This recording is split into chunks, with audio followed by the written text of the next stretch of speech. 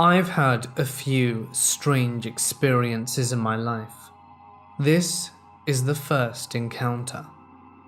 This was within the first week or so of September 2010, and I, like thousands of others, had gone back for yet another new year of school.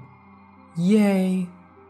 I didn't really enjoy school much anymore, since someone easily twice my size took it upon himself to bully and beat me damn near daily. And the school, as one might expect, did nothing, because he was a star athlete. But what choice did I have but to return? I had been sent to a nearby shop to get some sandwich supplies to last the week, until my parents went shopping that weekend. I didn't mind it, as the shop is less than 15 minutes away, and I'll get a soda out of it. As I walked, I noticed the streets, which were usually filled with children and dogs. It was dead silent. I shrugged, figuring everyone was trying to adjust to the new school year and had gone inside and walked their dogs already and made it into the store. Grabbing what I was sent out for and a soda for myself, the woman working that night chatted me up, and I thought I knew her. My anxiety from school made chatting with anyone the last thing I wanted to do, so I found an excuse to cut it short and left for home. Now, let me try to explain the layout here. I could either go straight up the road to get home, or take two different roads that pretty well lead to the same spot, only 5 minutes apart. The two roads are on either side of a now cleared and cut field, but at the time, it was thickly overgrown and served as a shelter for stray animals, rodents, birds, and as a hiding spot for kids who smoked. I always walked straight when alone, because that way is better lit thanks to the houses. I began walking home, cursing the fact that the area of the field itself was poorly lit, having only a dim, usually kaput streetlight on either end of the road. And that was the road that had potholes, large and deep enough to wreck cars if hit at the right or wrong speed/angle. So I walked half carefully, as I decided to walk on the actual street and not the side to avoid the larger of the holes. And suddenly, there was movement in the field next to me, and I turned, expecting the usual cat or something. It was breeding season still, so seeing a cat hunting or carrying kittens was expected. Instead, I saw a head roughly the size of a grizzly, maybe larger, with thick, black fur, pointy ears and a long snout with giant teeth against pitch black gums. I don't remember running home. I remember blinking, and the next thing I knew, I was throwing myself into my house, slamming and locking the door behind me. I told my parents I had seen a giant black dog, and it had charged me. My folks were surprised, as anybody who knows me knows that I would be one to befriend wild animals if I had the chance, and feared no canines. My mum assured me that it was likely a stray or escaped dog that had been abused, and it just wanted the meat I had brought. So I did what anyone would do, believed it. The second encounter happened just after the new year that same school year, so early January 2011. I had decided to go for a walk around 8:30 or 9. I wasn't usually allowed out that late, but seeing as it was Christmas break, my folks agreed as long as I was careful about watching the roads for drunk drivers and whatnot. You know, the usual parent things. I had totally forgotten about what had happened way back in the fall, and had resumed walking those streets all hours of the day and night. The only issue I had was that it was so cold that my iPod froze, literally. I grumbled and placed it into my coat to heat it up, and to hopefully have it playing again. I decided to go to the store to spend a little amount of money, which I had received before heading home. The iPod had been in my coat for about 15 minutes and was still unresponsive. I don't like walking or doing anything really without playing music. So I'm walking fairly slowly, as the road is on a slight downward slope and was coated in layers of ice, slush, and wet snow. As per usual, the streetlights were out, so I was relying on lights from the houses or from passing cars. It was only when I realized that I could hear cars coming and going from a distance that I noticed how dead the night was. Holiday season or not, it's never quiet in my town at any time, and the area around the store is usually hectic at all hours. It was at that moment I saw someone standing under one of the very dim streetlights, back to me, in all black. It was too dark to make out anything other than a vague outline, which looked like a tall, bulky man. I thought he could have perhaps been wearing layers to keep out the cold. But all black? A drunk, perhaps. Either way, I immediately got the creeps, and was just going to back up the way I came, until I got to the nearest working streetlight, and then hurried home. It was at that moment that my iPod roared to life and began blasting music at full volume, and the loudest song, Just My Luck, huh? I looked again at this person and felt my blood turn cold. The man had turned his head slightly, showing that he had a long snout, and suddenly, a large pointy ear unfolds and perks up. I don't remember much other than I yelped and bolted home, not slipping out of sheer dumb luck, and by the grace of God. I didn't say much to my parents other than, "Weird man, all black, hanging out around the store."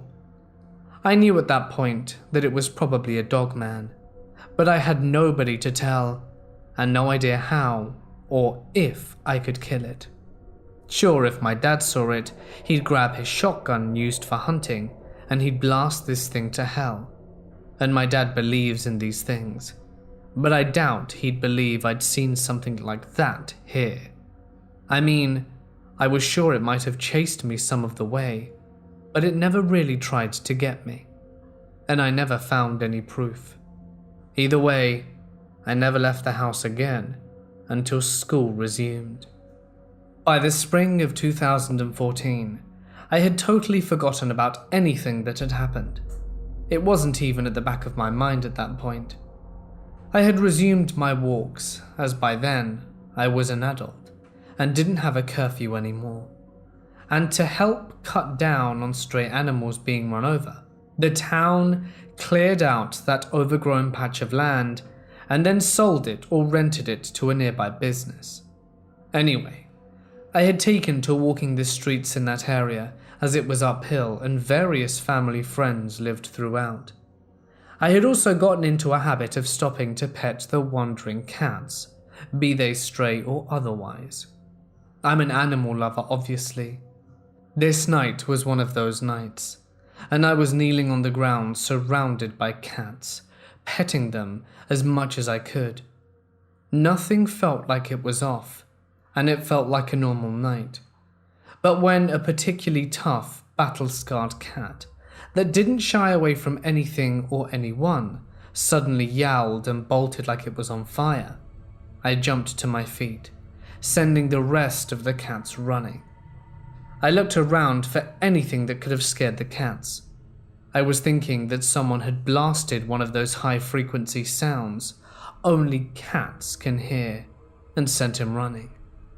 But he had been in the middle of the road and closer to the houses than the others. Then, sitting just out of the light of a back porch, I saw a large, shaggy, black and grey dog. It looked like a wolfhound crossed with a Malamute-type dog. I stared at it, not totally scared, but not too comfortable either. Like I said before, I befriend wild animals if I could, and fear no canines. In fact, I'm looking into legally owning wolves, coyotes, and dingoes someday. I didn't recognize this dog, but figured it was a new resident, rescue or something. Since it was around Easter, someone was visiting. I watched as it started slowly and awkwardly coming towards me. It was a stiff movement, like it was difficult. Not surprising, as it looked like an elderly dog that might have arthritis. However, that idea went right out the window when it came into the light of the house, and I realized that it had hands and was crawling like a person. I noped the hell out of there and bolted home. My grandmother could have been running behind me, and I wouldn't have stopped or slowed down. I looked behind me and saw nothing. My only regret was that I didn't think to warn the family and friends whose houses I ran by. They have kids and pets, likely why this thing stuck around. One of those people runs a mini farm, so this thing has a food source. I've never seen it since, and pray I never do again. I don't go out at night all that much, and when I do, I avoid those roads as much as possible. But it's always in the back of my mind that it could show up again, and I hope it never does. I've since cleansed my home to ward off bad energies, and I like to believe that that has helped in some way. Though I'm confused that somehow, despite showing up in a populated place, I'm the only one who's seen it. I'm just glad I'm not the only one who has seen something like this in general. A cool autumn morning in mid-October is where our story begins, in a small but quaint town near Clemson County, where the Tugaloo River stands. My friends and I, Elle and Jay, went up to the mountainous region to enjoy a weekend full of camping. What we planned to do, aside from lodging and camping out in a rustic cabin, was to hike the vast trails and rugged terrain, to hunt for our meals and sleep underneath the stars. Our trip was planned in advance, and as such, all of us thought we had everything covered, every contingency prepared for. But as we would later discover, we were horrifically wrong in that assumption of ours. Our first morning in the mountains was met with a beautiful sunrise, the likes of which I doubt any of us had ever seen before. Steadily it rose to grace us, blessing all its light touched with warmth and loving radiance. Groggily I got out of bed, still exhausted from the previous night, as I was the one who drove for the last half of the trip. After waking up a little more, I got dressed and headed downstairs to meet the rest of my group, Elle and Jay. As we gathered and sat down for breakfast, we began to discuss the first thing we would do that day, laughing our asses off as we joked and prodded at one another, teasing, making jabs, in an effort to get one of us to drive about the area, so the others didn't have to. We finished packing for the day ahead of us and loaded into the car, the attempts at persuasion from earlier failing me, as I ended up driving yet again, and so began our trek into the wilderness around us. Works for me, I thought, as I drove down the winding trail. I get to see it all up front, while those two make out in the back seat. Now to each their own. I know, but I was a little bit disgruntled at them for not taking in the scenery, so I decided to sweeten the mood. Apparently swerving on a winding incline was not the best course of action, even jokingly, as my prank was soon met with a hard smack to the face. "What the hell?" Elle exclaimed. "Are you gonna be retarded the whole trip?" I chuckled. "Calm down, I was just horsing around. I mean, you two are having your fair share of fun. Isn't it right I only get to have mine?" Elle sneered and said, "Please don't do it again. You just about made me wet myself. I thought we were gonna perish. If you're gonna joke around like that, at least make sure we're not on a narrow bend like this, okay?" I sighed. "Okay, I'm sorry. My apologies, Your Highness. After a while, I chuckled again and said, You know, if I want to be lectured, I'd stay at home and have my ear talked off by my mother. We'd finally reached our destination. The fallen leaves decorated the forest floor, crisply crunching underfoot as we made our way further into the hiking trail, walking deeper into the wooded realm that encompassed us. The trail was peaceful, filled with moments of silence and beauty, all of which was jovially brought to an end as Jay, being the country fan he is, began whistling a beloved tune. Soon we all chimed in, singing Take Me Home Country Roads, as none of us could resist the urge to sing to such a camp-friendly song. We continued humming various melodies, the last marking of the day's end as the sun began to set. The final tune escaped our lips as the moon began to rise, signaling the night's arrival, and with it, the subjects to its rule. The moon's full paleness and eerie light crept through the brambles and thickets of branches, its sickly touch sending chills down our backs. A cold shiver ran throughout our bodies, and Elle began to cling to Jay, obviously frightened, and said, Dill, maybe we should get going, now. You see, Elle's my best friend, and in the time we've known each other, whenever either of us gets a bad feeling, we take heed and turn away from the supposed risk. Just as we started to head back in the direction of the car, a shrill cry rang out, a deafening and blood-chilling wail that snatched away whatever peace and tranquility was left in that night. We stood frozen, with fear as our shackles, anxiety and uncertainty the ball and chain. What the hell was that? Jay quickly asked. Elle hugged him tighter. Did you hear that, Dill? We began to scan the area around us, making out whatever we could in the pale moonlit night, our ears twitching at every sound they heard, our hearts slowing to a rhythmic pump as we fixated on something in the distance. What appeared to be two glowing, whitish-yellow orbs were in a nearby tree. As quickly as we saw them, the orbs vanished, and that horrific wail resounded soon after, leaving us motionless from fear. Courage or stupidity took hold of us, and we booked it back to the car against our better judgment, as running from a predator was a bad idea due to their instinct to hunt and give chase to fleeing prey. We all came to the unified and unspoken decision that staying there with that thing was a worse idea than doing nothing. Finally, we made it. Jay and Elle got in first and I followed suit, again in the driver's seat, and I started the car. As soon as the headlights flicked on, there, in the brush, just barely visible but perceivable enough to make out from its most horrific visage, stood an actual monster. There are no other words for it.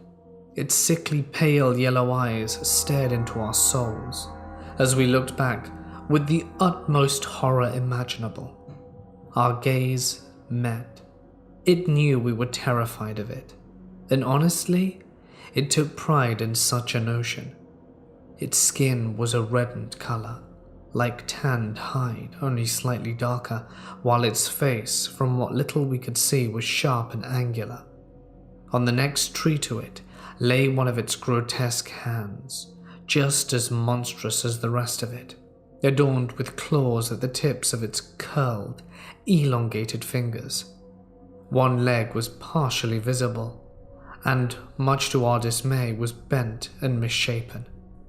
That's when we knew, if this was a prank, it was the best damn prank ever, as no human leg is able to bend like that.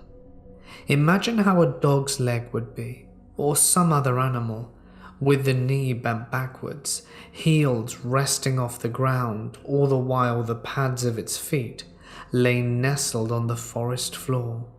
its sharp claws digging into the dirt and leaves beneath where it stood. Then it cracked what appeared to be a smile, revealing rows of sharp and gnarled teeth, or dare I say, fangs. All of this, as drawn out as it seems, happened in the span of a minute or two. Just as quickly as we saw it, though, it slithered away back into the brush. What in the ever-loving hell was that thing? I asked, fear stinging my throat, tears burning my eyes, with Elle and Jay yelling at me to drive away. I snapped back to reality, threw the car into reverse, turned around, and gunned it down the path. To hell if it was a narrow road, and on that notion we agreed. After what felt like an anxiety-ridden eternity, we finally arrived back at the cabin and slowly made our way inside. Not out of nonchalance or lack of care, but from shock and exhaustion, complete with utter disbelief. We all decided to sleep in the same room that night, huddled around one another, cold and pale as the grave. Elle was passed out from all the excitement of it all, while Jay was soon to follow from a rundown of his adrenaline high drive. But I managed to stay awake for a while longer, gripping tightly onto my hunting utensil as I sat on the edge of the bed. I tossed and turned and awoke at every sound that came from the woods, unable to get any decent sleep for what seemed to be hours upon hours, until I finally gave in to the idea of a well-rested night. Screw that. I gave a defeated sigh. I couldn't sleep. I went downstairs for a drink and a bite to eat, still on edge as my heart pounded in my chest. There I sat in the kitchen, eating my midnight snack, drinking away whatever that thing was from my memory.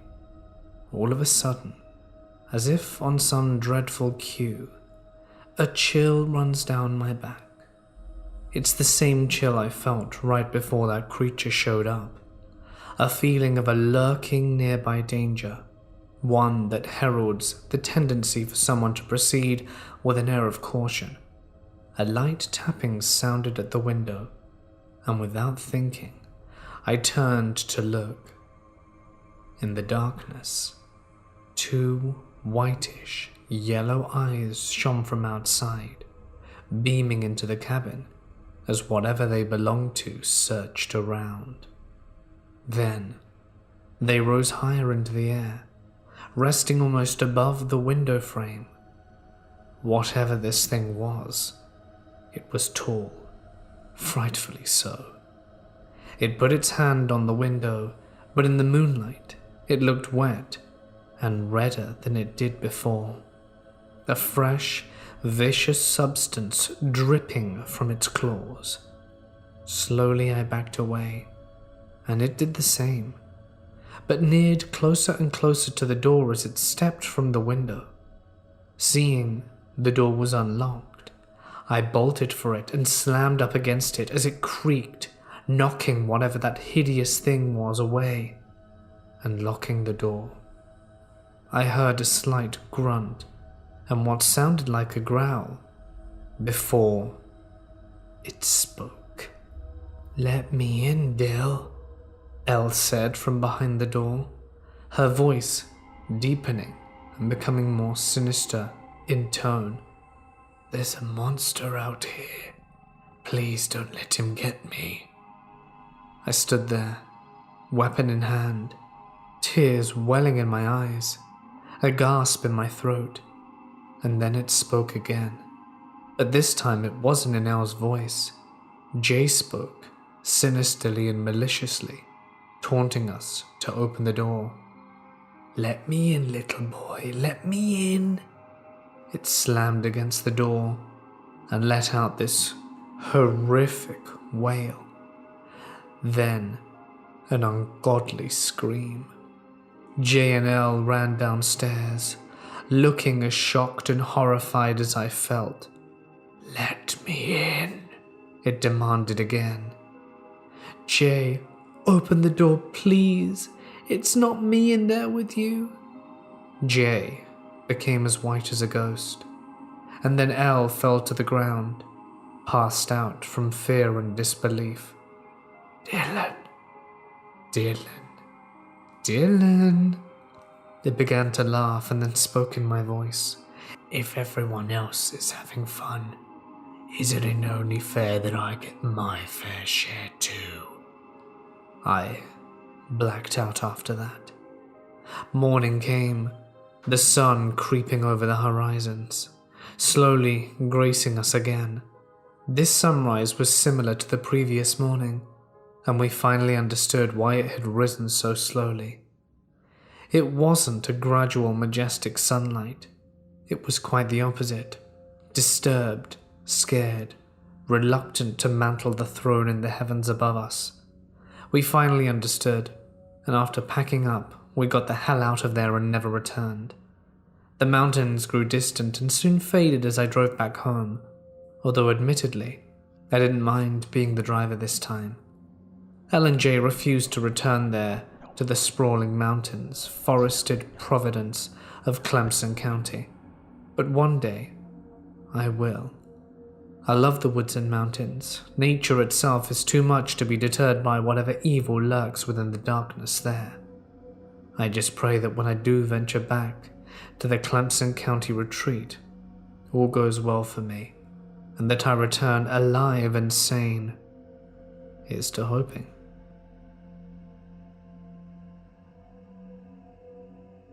The Malay people, like any other people around the world, have numerous folk beliefs and superstitions. In the Malay Peninsula today, West Malaysia, there is a superstition called Saka. Legend has it that Saka begins with someone striking a deal with a supernatural entity, a jinn for example, to have the entity do something for them. This can range from helping their property safely to getting them rich, or most commonly, to give them specific abilities, such as midwifery or healing supernatural ailments. The deal involves the person promising that his descendants will take care of the entity when they are gone, and the entity promising to bestow the same aid to the descendant. Things become problematic when the descendant doesn't want to continue with the deal and rejects the legacy. The following is a story of one such situation that I encountered when I was very young. At the time, my family and I lived in a village just outside a town not far from Kuala Lumpur. Our compound bordered a much larger compound which belonged to a religious teacher whom the locals affectionately called Lek. I think it's a term of endearment and respect from an older man in Javanese, but my Javanese isn't that good. The compound was a large one. It comprises a large traditional style house, a small grove of fruit trees, and a small hut in the middle of the grove. There were always people coming and going at the house. Many of the local children go to the house to learn to recite the Quran from Lek. Lek's family was also rather large. Then there was a man who lived in the hut in the grove. Most people didn't give him a second look, but those who have interacted with him soon realized that there was something odd about the man. He was pleasant, friendly, and polite. He was also very ready to offer a hand when you needed help with something.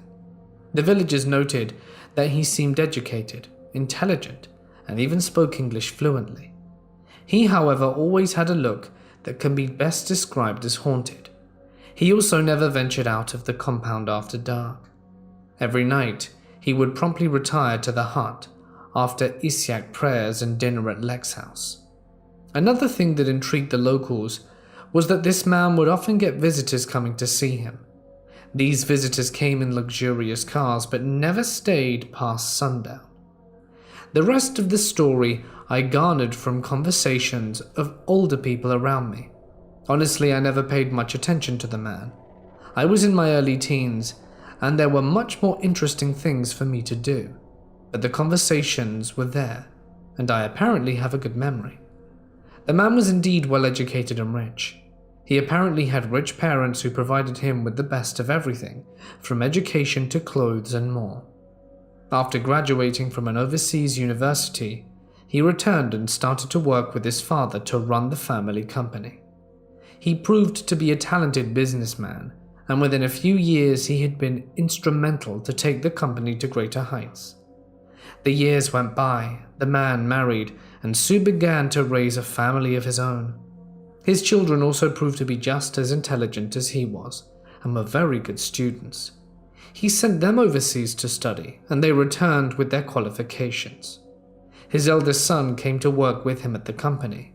His second son decided to start his own, which became successful, and his only daughter decided to become an academician. She too was successful and excelled in her field. The man's father grew old and frail. Not long before he passed, he called for the man to see him when he was in the hospital. The man's father told him a family secret.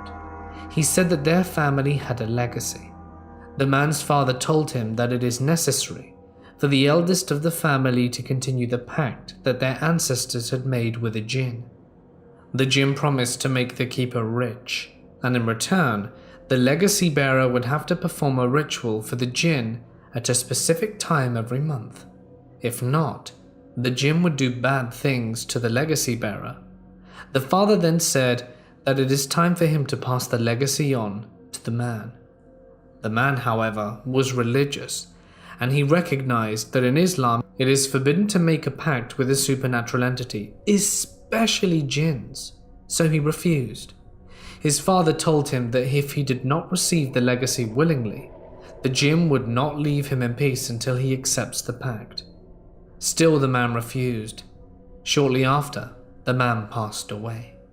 They say he did not pass peacefully, but I do not remember more details than that. That's when the man's troubles began. At first, he started seeing glimpses of shadows darting around him wherever he went, especially at night. This didn't last too long, until he began to hear his name being called from random directions. He began to feel ill for unexplainable reasons. His doctors couldn't find anything wrong with him, but after nightfall he would regularly develop a slight fever. Then began the nightmares. In it, he would find himself in his ancestral home, where he would meet an old man dressed in black. The old man would hand him a book which was wrapped in a yellow cloth. The man knew what this meant, so he refused it every time, and then the man would morph into something black with long bony fingers and sharp nails. The creature would then strangle the man, at which point he would wake up covered in sweat. Occasionally, he would find scratches on his neck. They looked like they were made by claws or fingernails. The man tried to ignore all of this, but his wife and children began to experience it too. He knew he had to do something about it. At first, he tried performing the pertinent prayers to ward off the evil spirits. It worked for a while, but it always returned. The family then had disturbing experiences escalate. At that point, the man knew he needed to seek help. Then his wife grew ill, and she passed. The man was now determined more than ever to rid himself of the jinn. He began to seek help from bomos, traditional shamans, but he soon discovered there were many charlatans among them. He also realized that some of them used practices that were not condoned by his religion and made more pacts with supernatural entities. He was also introduced to religious teachers that taught him more specific prayers which helped a little, but the experiences didn't go away. Finally, someone introduced him to Lek. He met with Lek at Lek's house one day after Lek's Quran class and his students had gone home.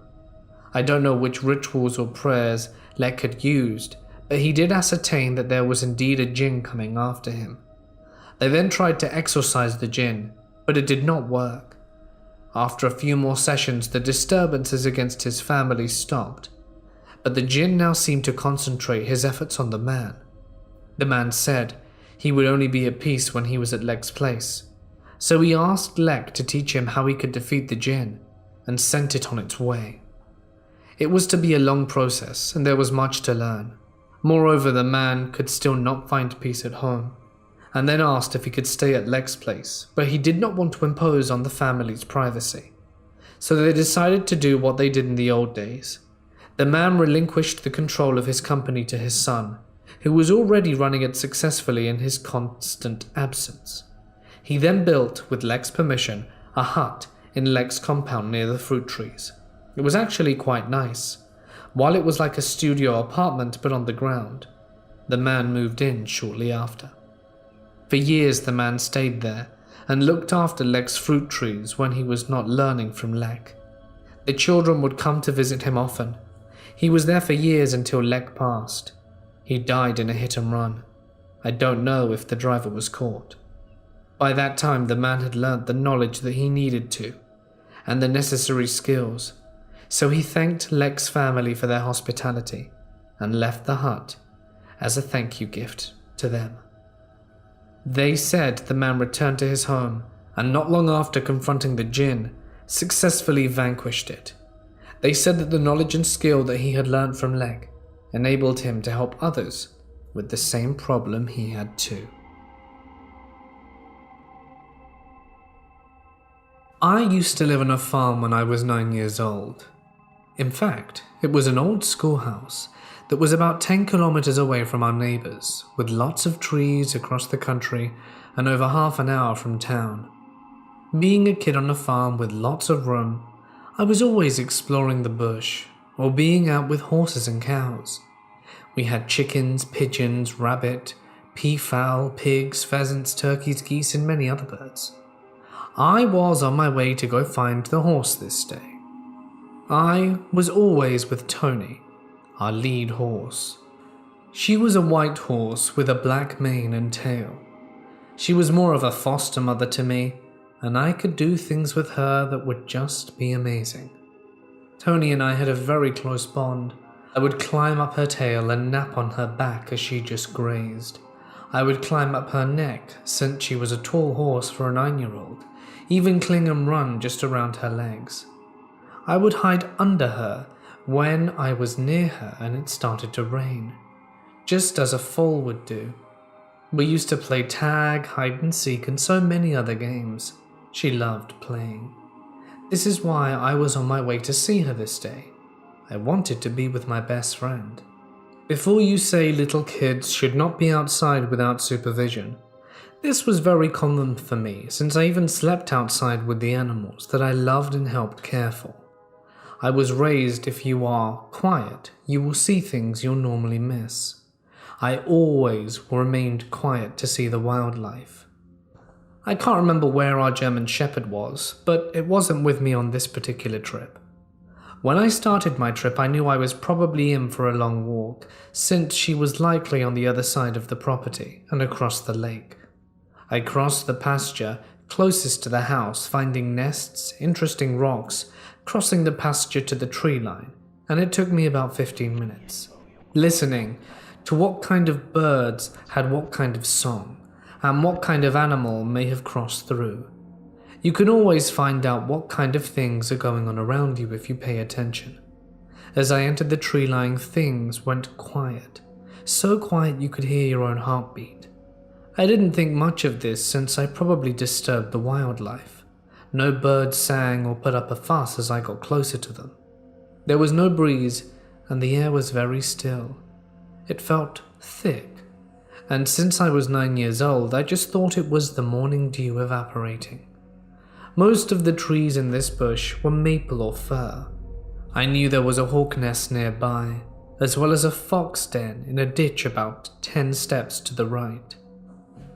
We had become aware of this problem as some of these foxes had taken some of our chickens, but I was never mad since our hens always had babies each spring. I understood that even they had to eat, and they would only come to human areas if there was no other food source. Things were silent, not a bird or fox bark. I checked on the Robinson's nest to see if they were all right.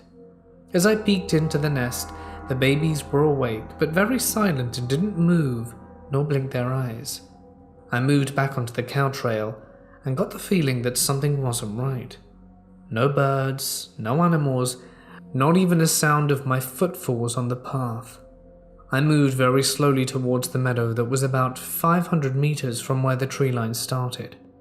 It was very slow and very quiet. Halfway through the bush, I smelt it. Rotting flesh mixed with skunk, and a really bad smell of death. It's amazing how fast your senses will get used to a smell and you go noseblind. I looked around and didn't see anything, no movement, so I kept going, hoping to get through this smell. As I got to the exit of the trees, there is a meadow that always have deer, but this day I got more than I bargained for. I heard grunting and growling mixed with really rough voices, and someone had a really bad sore throat. I couldn't make out the words as I was still too far to understand. I stopped to listen as I could hear snarling, growling of some kind of big animal. It didn't sound like a bear or even a moose grunting. I laid down on the ground thinking I could sneak up and see what kind of animal was making this sound. I peeked through the trees and into the meadow, and I saw something, but I didn't know what it was. I saw 3 creatures that almost looked like really big deer, with their flesh rotting off in batches. I could see ribs and bones, as if the flesh was missing. Other parts were like brown hair mixed with a really bad case of mange. The big one had large antlers with many points. There was skin or something that was shedding off the antlers, and waved or fell off in pieces as it moved. Long ears like a donkey's. The side of its face had no skin at all, and was bare, yellowish bone. It was standing on its hind quarters, as if it were a human with a bit of a hunch.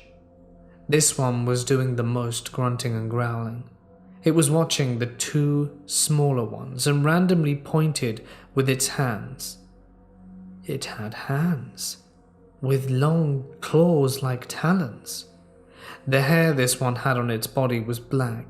The skin was dark brown. This one was circling the other 2 slowly. I was expecting this one to join in the attacks. The hind legs were that of a big dog, but had hooves. I was not close enough to see the eyes, but I didn't want to approach it anymore. The smaller, darker one had a smaller set of antlers like a young deer, 8 points at least, but this one was a lot meaner to the smaller of the 3. Its body was lean, and it was quick. It moved in flashes, and when it paused, it took swipes and bites at the smallest. It was trying to use its hands with long claws and teeth, trying to attack the smaller brown one. I saw chunks of flesh being ripped off the smallest one who couldn't fight back, as well as the other 2. Its hands and claws were dripping with blood, and flesh hung from its claws in chunks. The smallest of the 3 was brown with 3-point antlers. Only one. Its flesh was bleeding profusely from its wounds. It snarled and bared its teeth while trying to fend off the attacks. There were broken bones hanging out the flesh. The blood was so bright against its hair and skin, I could see it dripping from where the missing antler was ripped out or broken in the fight. This was not upright like the other 2. This one was on all fours, low to the ground, and having trouble trying to get a powerful kick into the attacker or a swipe. I saw that its right hind leg had most of the flesh ripped off already and a leg broken. There was bone on the lower leg sticking out and bending awkwardly. There wasn't much time before I knew this was a losing battle. I must have gasped at the sight when the big brown one perked its ears and turned to me.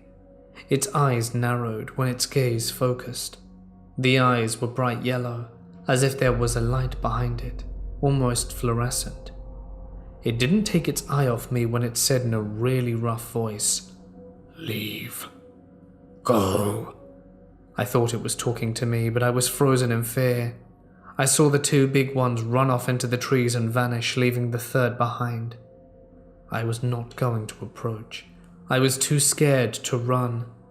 But just as I was about to move, I saw the small one lift its head and look at me. It growled and snarled and slowly moved to where I was. I froze. I couldn't even move. I even held my breath. I saw this creature moving for me and I couldn't move. I could see its breath now, and instead of white steam, it was pink from all the blood. Hearing a horse calling out, I looked to my right and saw our horses running towards me. My horse, with her head down in attack mode. Her nostrils flared, and she was almost screaming out.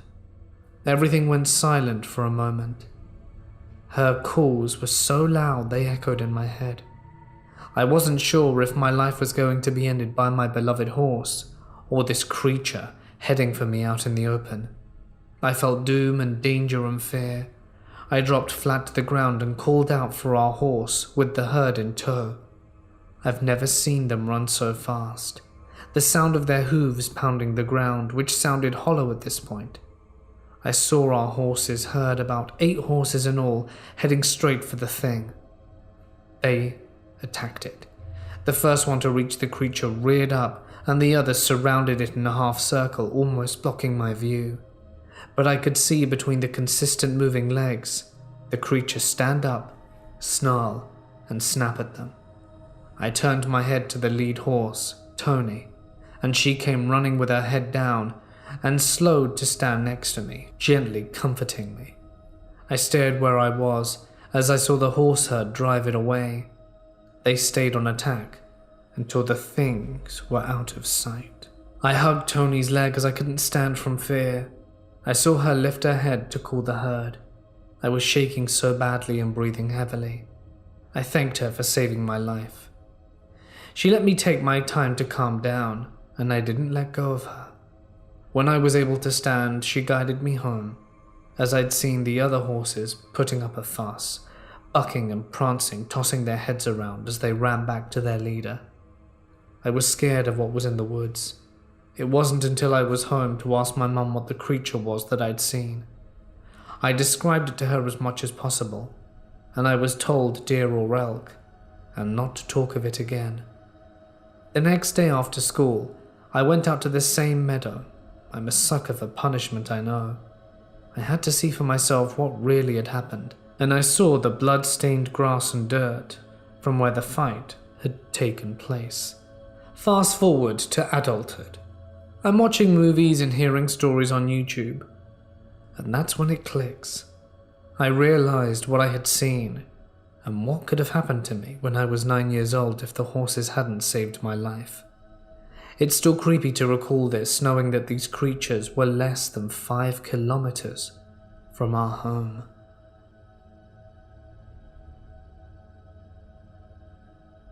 I am 16 and currently live in Massachusetts.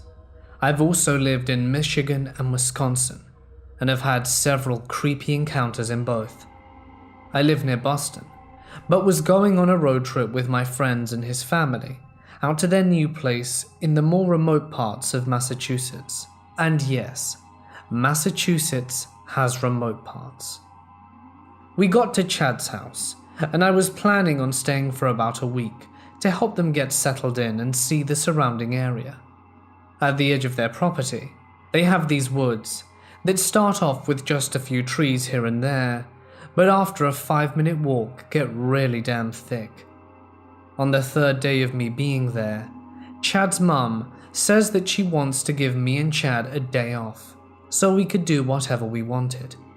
At first, we wandered around the property and hung around the house. When we chose to walk to the closest town, which takes 30 minutes. The towns are small, and there's not much to do, but I'm happy to just be back to the places where I lived most of my life. Small and in the middle of nowhere. We talked to the owner of an ice cream shop, who told us a bit of history about the town. Nothing important nor exciting, and after that we returned to Chad's house.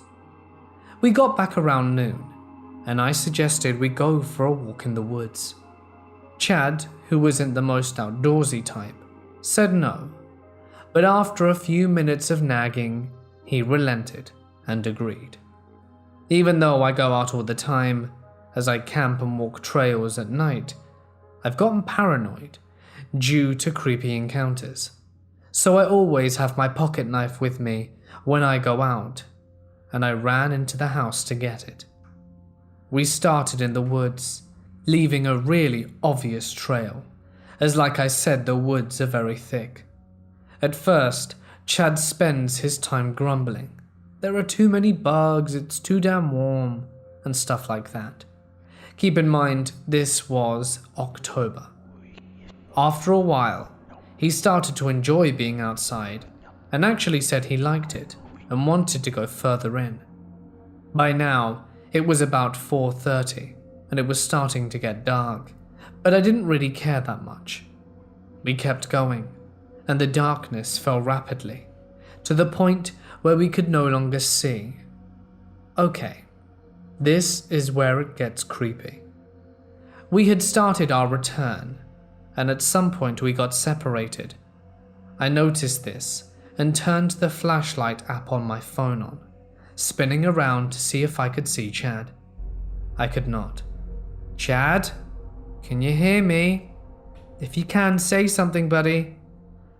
I waited, and a few moments later, off to my right, I heard a feeble stammer. Zach? Zach's my name, by the way. It sounded just like Chad, and I quickly turned in the direction of the noise and slowly walked towards it. I didn't see anything, so I moved my light horizontally to try and spot anything. I called out again and got another reply. Zach. It was more stronger and a bit more loaded this time. I walked towards it with more confidence, but stopped dead in my tracks as I heard something big move very quickly through the brush from behind me. I whipped around frantically and came face to face with Chad. At first I was stunned. What the hell? Why did you walk behind me to get to me? Why didn't you come from the same direction as your voice? I practically yelled at him. What are you talking about? You were the one changing directions. What? I said quietly. I shined my light on him, and I could see he was obviously shaken. I heard you call my name, and I started walking towards you. You sounded scared or hurt at first, but after a few minutes you started saying my name normally.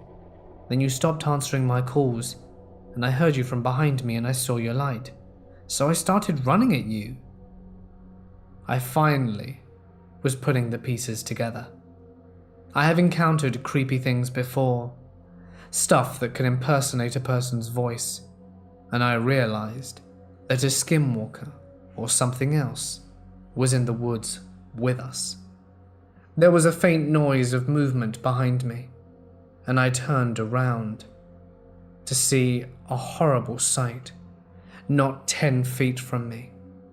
Its head looked like a wolf's, the kind that you would see at a zoo. It was maybe 6.5 feet tall.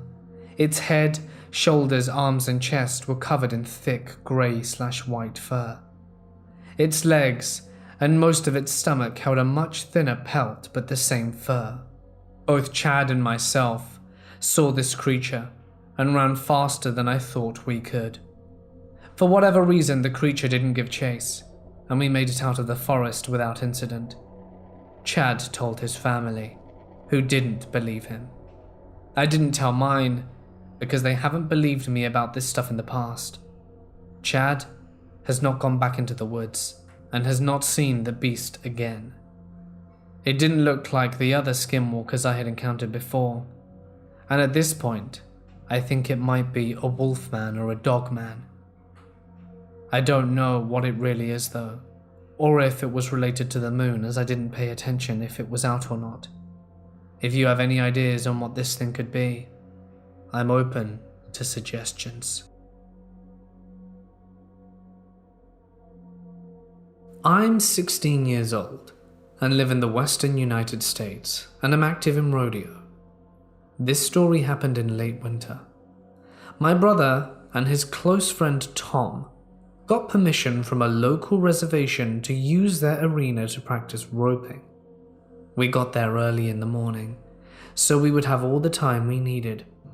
Now mind you, my brother's horse and Tom's are both very even-tempered and don't spook easily. My mare, on the other hand, will panic at the slightest of things, and she can be a handful most of the time, to be honest. Since the moment we got there, all of our horses seemed to be on edge, but we shrugged it off and figured that once they got used to their surroundings that they would be fine. After spending the better part of the day throwing ropes and chasing cattle, we decided to go for a trail ride to explore the area. By now, the horses seemed to have calmed down quite a bit. There is a river that ran close to the arena, so we decided to go down and check that out, as well as some animal tracks that we had seen. Once we got about 30 yards from the water, we could smell what could only be described as a rotting dead animal. Then something in the tree line caught the attention of all the horses, and after that, mine flat out refused to go any further. Being tired from a long day and frustrated from my horse's lack of cooperation, we decided to call it a day. By this time it was too late to load our gear and horses and take them back, so we decided it was just best to leave them there for the night and stay at Tom's, because they lived closer than my brother and I. We got their stalls ready for the night, got them fed and watered, and headed over to one of Tom's family friends who offered to cook us dinner. After some good food, good laughs, and a few games of pool, the weird encounter by the river was out of mind. When 9 o'clock rolled around, we all wanted to get some sleep, but I wanted to check on the horses one last time before we left. But when I mentioned this to Tom's family friend, he warned me to not go there alone at night. Wanting to respect that, Tom offered to drive down with me. We got in the truck and headed back to the arena. It was only a half-mile drive back, but the roads were very icy, so we had to drive slower than what I would have liked. Before crossing the bridge that went over the river, this feeling of dread hit me like a ton of bricks. I looked out the window to be met with glowing yellow eyes. They're hard to describe because there was not enough light hitting them to make them glow the way they did. I'm a very rational person, but something in my gut told me that this was very wrong. That's when Tom turned to me and asked if I smelt that awful smell, which I hadn't even noticed until they said something. When I didn't respond, they looked at me and met my gaze just to see the same yellow eyes, the glare I was fixated on. We were both in terror, not knowing what this thing was because from where it sat, it had to have been at least 8 feet tall, and there are no animals that large in these parts. I finally came to my senses and hit the gas, and our truck started sliding, but we caught traction and made our way back to the arena. When we pulled up, the headlights hit the horses, and the first thing I noticed was that my mare hadn't even touched her food, and that for her is very out of the ordinary. She's kind of a pig and normally eats more than her fair share. The other two hadn't touched their food either, which again was very strange, but being scared and cold, we got back in the truck and drove back without incident. We got to Tom's at about 11, and as soon as our head hit the pillows, we were out like a light bulb. All of a sudden, I woke up to my brother grabbing my arm and shaking me. When I asked him what was wrong, he just put his finger over his mouth and pointed to the window. There was a tapping on the glass and an occasional scratch. I looked at the clock. It was around 3 a.m.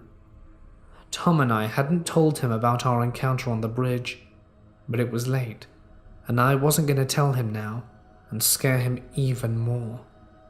Trying to be rational, I told him just to ignore it and try and get some sleep. But knowing what had happened, I was convinced it was the thing from the reservation, and it had followed us back. I didn't sleep for the rest of the night, and as soon as the sun came up, I woke up Tom and my brother so that we could get our horses and go home, because I didn't want my poor girl to be out with that thing any longer. I told Tom about the tapping and scratching after coffee, so we went to look by her window for tracks, and sure enough, there were what looked to be deer hooves, but they didn't track like normal deer, almost like they were injured, but that still doesn't quite describe it. It only seemed to be one pair and not two, like it was walking on its hind legs. This spooked us, but we just wanted to go see if our horses were okay, so we headed back to the res. They were all fine, but the food and water was still untouched. We got them loaded up and out of there as quickly as we could. As we drove over that bridge one last time, I looked into the tree line to see a massive buck staring at me. He was large, and I mean unnaturally large, but very sickly looking, like his skin was just falling from his bones and his legs bent in an odd way. It wasn't the worst part though. It was his face. Those same ungodly yellow eyes. But when I made eye contact, I swear this thing, whatever it was, smiled at me. I looked away and looked back, and it was gone. Perhaps it just wanted to scare us one last time. I still have so many questions from that night, but the only thing I know for sure is that I'm never going back there again.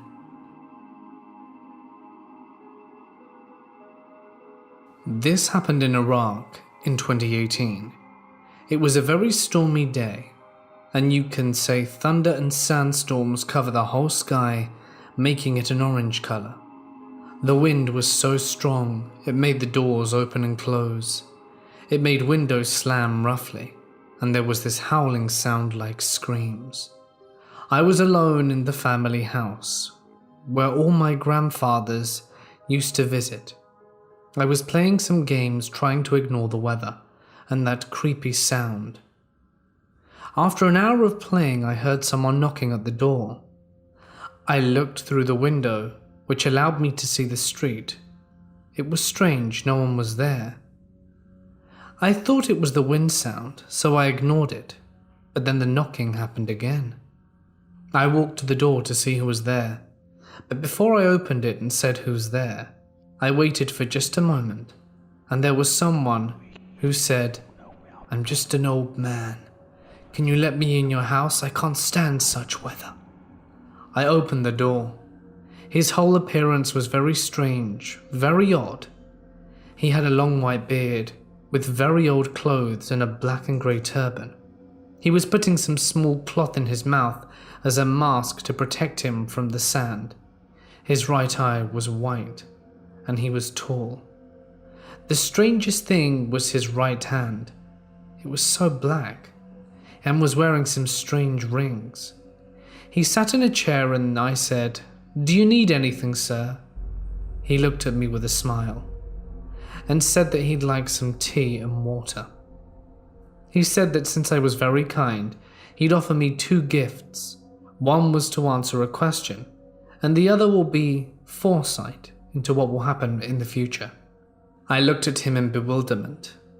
How could he know the future? He's just an old man. He told me he was a sage, a sorcerer, and that he's traveled to many parts of the world. He said he had taken many steps to become one, and he got struck by thunder on his hand, and that he had to put his hand on fire for a full day, and then on water for 3 days to gain control of elements. There were also these strange rings. He said each ring, his jinn and ifrits were inside, and they were his servants. He captured them in the desert, and he summoned them. He then went on to ask what I wanted to know of the future. I looked at him and saw his hand was on fire, and it didn't seem to hurt him at all. I was scared and frozen. He told me at first I would be moving to one country for 1 year, and then one of my family members would perish in a peaceful and painless death, and told me the Middle East would have problems, but it would be fixed in later years, and that Europe and America will have disasters, especially America. It would have ice, fire, and earthquakes. After telling me all of this, he began walking to the door and started to leave. He told me he would be back next year on the same day and thanked me for everything. I was left there shocked and so stunned. Everything he said came true. My grandmother died in the hospital. She had a coma and her brain stopped. The doctor said it was without any pain. And not to mention that there were problems with the Middle East. Hopefully, it will be sorted. And America has suffered from very low temperatures, making it almost freeze. And the weather there was awful. Not to mention the forest fires that have happened quite recently as well. Is it all a coincidence? Or is what he said true? I'm now waiting to see when he will return. I grew up in rural Arkansas.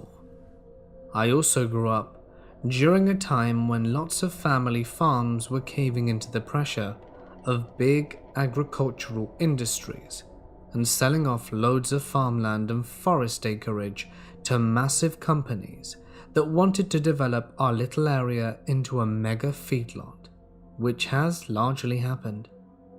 When I was in 9th or 10th grade, that new clear-cut style of agricultural development finally made its way within a few miles of our house, and it was awful. We didn't have any close neighbors, and we were the only house on our route for probably 10 miles in either direction. So it felt very violating to have this development slowly work its way up our road to our house over the course of a few years. But once spring arrived, those new clear-cut expanses exploded into fields of tall grasses and brambles, and fireflies loved them. Our place is along one of those several bayous that converges into a wide, mossy wetland, so mid-spring nights are full of light fog that hugs the ground as it rolls away from the wet ground and out into the surrounding forest and the clear-cut fields that replaced it. Driving home with my friend Patrick one night, we come into a screeching halt on the road as it passes by the border of this new, foggy, endless grass field. I've never seen so many fireflies in a single congregation in my life. There must have been millions, and it was truly gorgeous. They would sync up in small groups, flashing in unison. Then those harmonies would break up and come back together, and so on and so forth. We watched them from the hood of the car for a while, and eventually decided we had to go out and walk into the field to see the light show from the inside.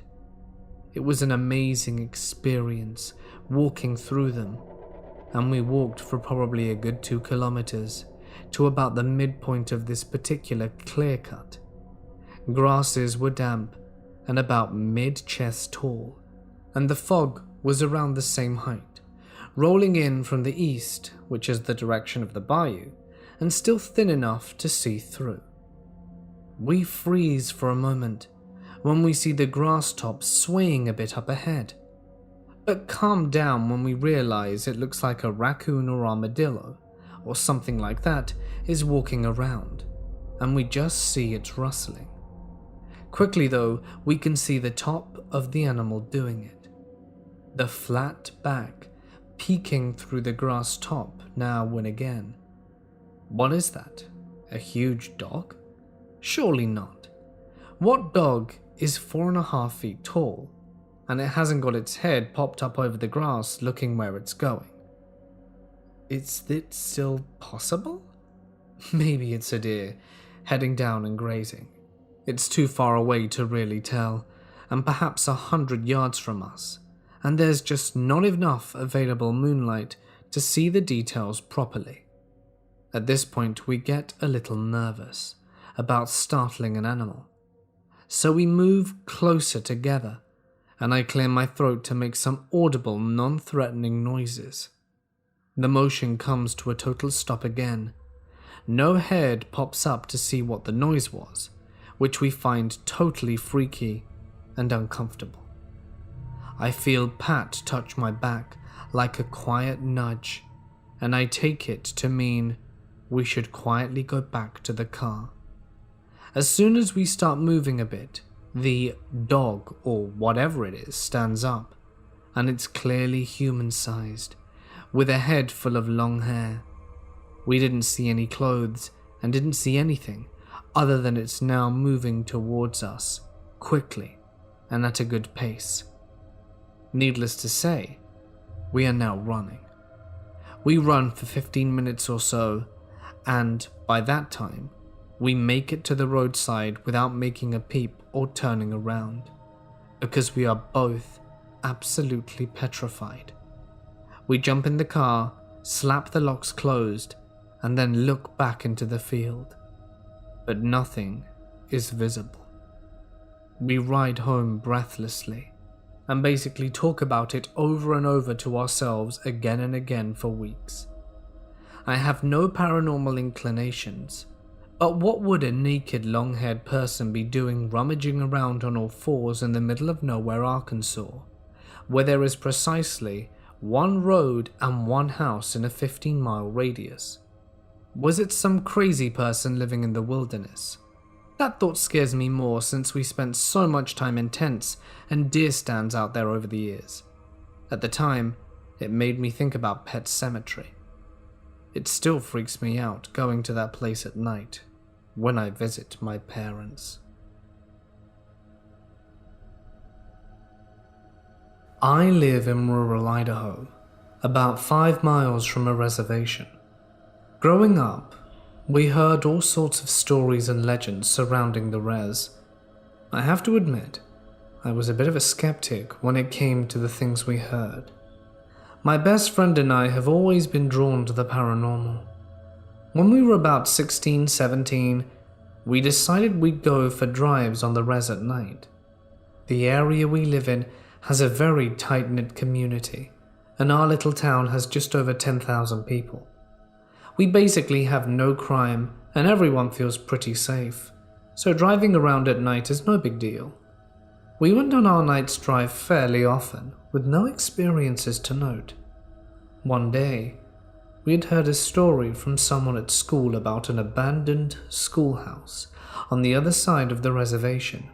Just past the schoolhouse, there was supposed to be a small bridge that went over a large farming canal. The story was that if you drove to the bridge and turned off your car, you could hear water babies. If you don't know what water babies are, they are a Native American folk tale. They're supposed to be sprites in the shape of babies or young infants, and hearing their cry is allegedly an omen of death, or perhaps something terrible. So anyway, we decided this was going to be our next driving destination. Neither of us had ever heard a water baby cry, so we were interested. That night after dark, we jumped in my car and started driving out there. The closer we got to the schoolhouse, the more uneasy I began to feel. We drove past the building that was supposed to be the schoolhouse and stopped on the bridge. I cut the lights and killed the engine. There was silence. There was no sound but the rushing water below the bridge. We sat there for what felt like forever, but in reality was probably no more than 4 to 5 minutes. We heard nothing but the water. We started joking about the stories being fake and decided that it was time to go home. The keys were still in the ignition, so I simply tried to start the car. Nothing. The dash lights lit up, but it just wouldn't turn over. I'd never had any problem with the car before. I tried a few more times while talking to my friend, not wanting to freak her out. About the 3rd or 4th time, I turned to her and said, "I don't want to freak you out, but the car won't start." Her eyes grew wide and she responded with, "You're kidding me, right?" I wish I had been. We sat there for a minute just staring at each other, not knowing what to do.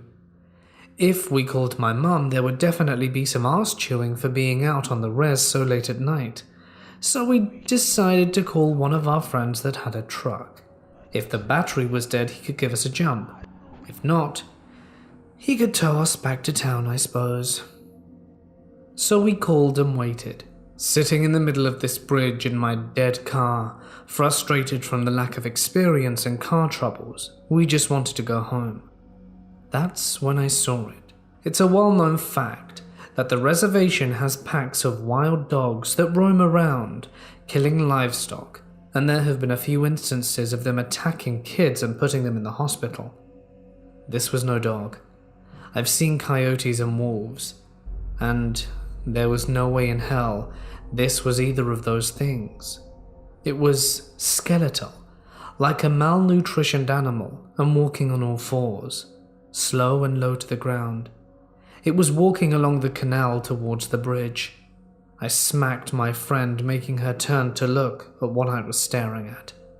We both stared in disbelief at this creature slowly coming towards us. Instinctively, I honked the horn. At least that still worked. That's when things got really weird.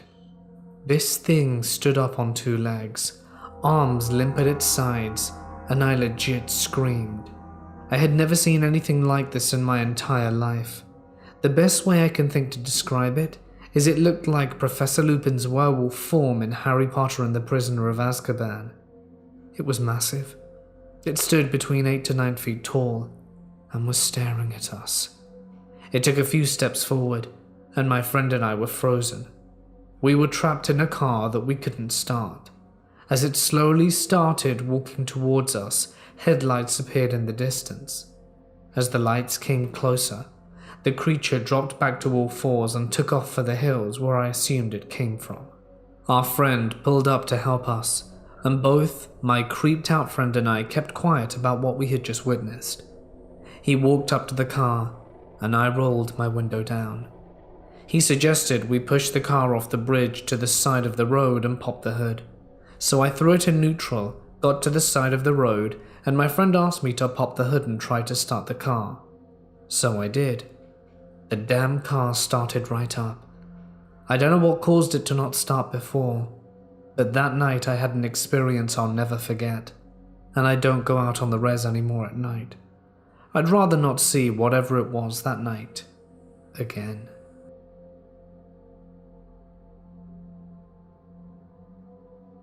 My family has lived in northern Maine for about 4 generations.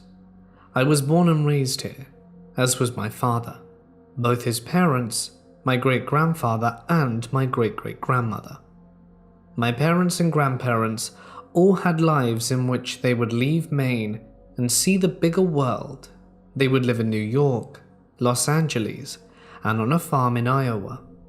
At some point, however, they would all return to the little middle-of-the-woods town in northern Maine that I have lived in all my life. 5 years ago from today, my grandfather Bruce Gray died. He was the second oldest of 5 boys, but he is the only one I ever got a chance to meet.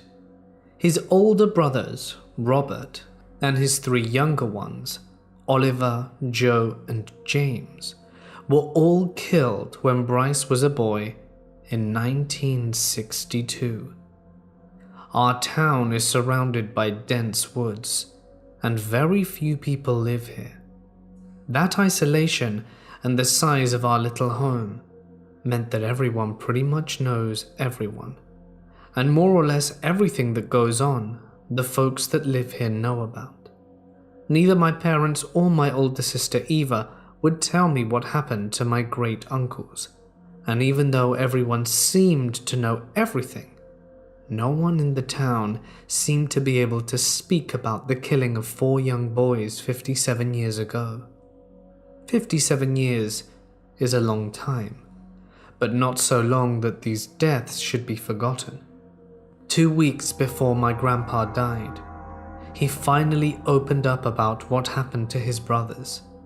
He came into my room and sat on my bed saying, "Your father and mother do not wish me to tell you this, but you aren't much older than I was when my brothers died." I stopped the paper I was writing and turned to look at my grandfather. I was stunned. He never spoke of them, and I was always yelled at when I asked questions regarding my great-uncles, even if it wasn't related to their deaths. My grandfather continued, "My son doesn't believe what happened, not since he met your mother, and became convinced that the things like my brother's deaths are impossible. He was furious when I told Eva on her 17th birthday, and I'm sure he will be even more furious when he learns that I told you." He stopped talking and motioned for me to come over to the bed with him.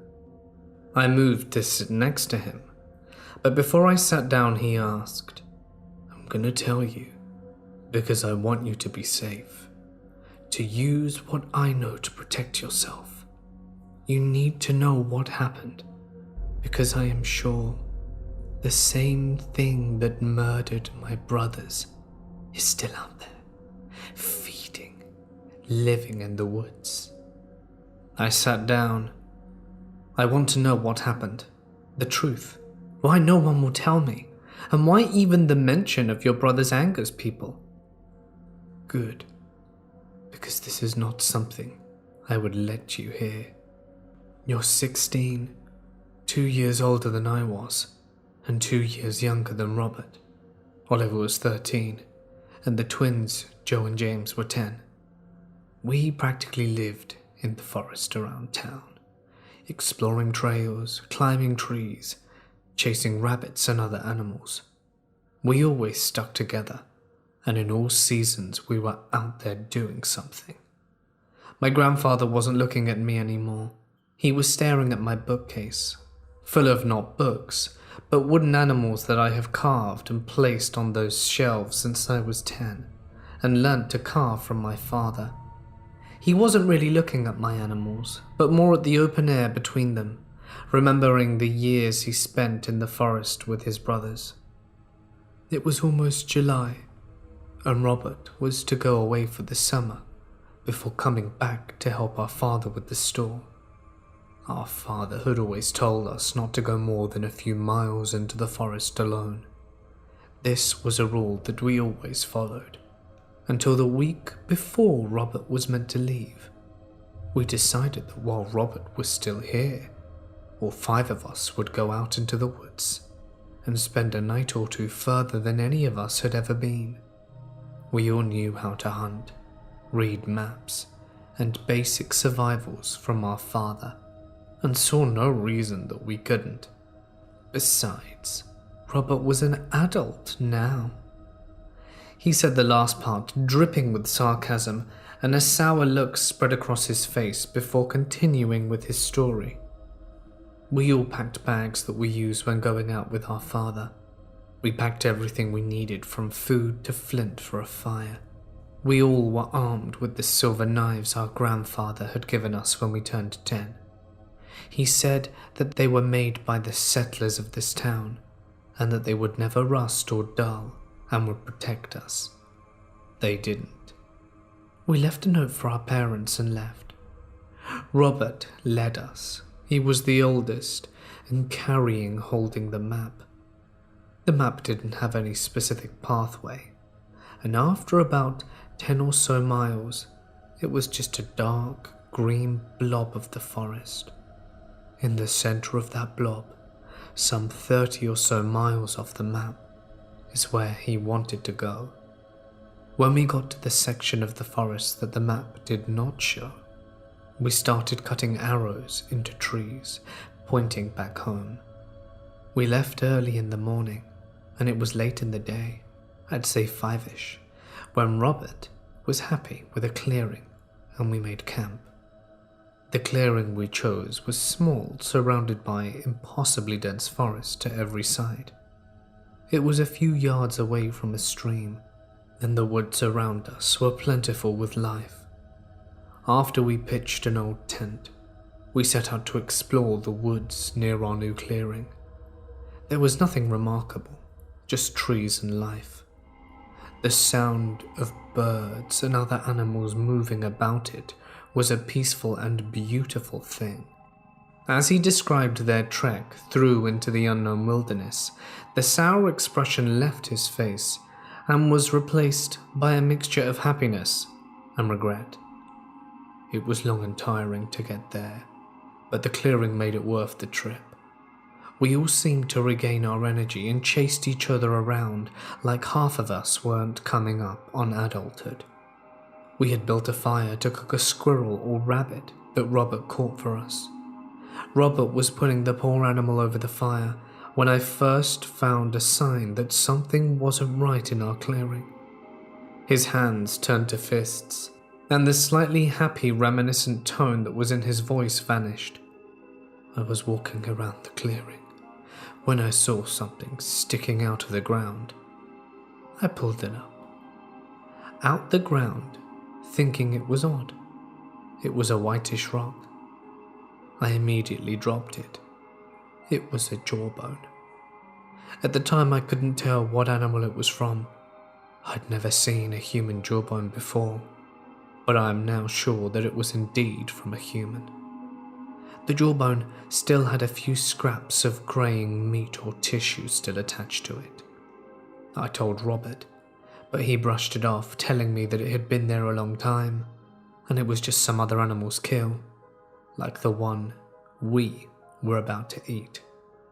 We ate our kill and went to bed.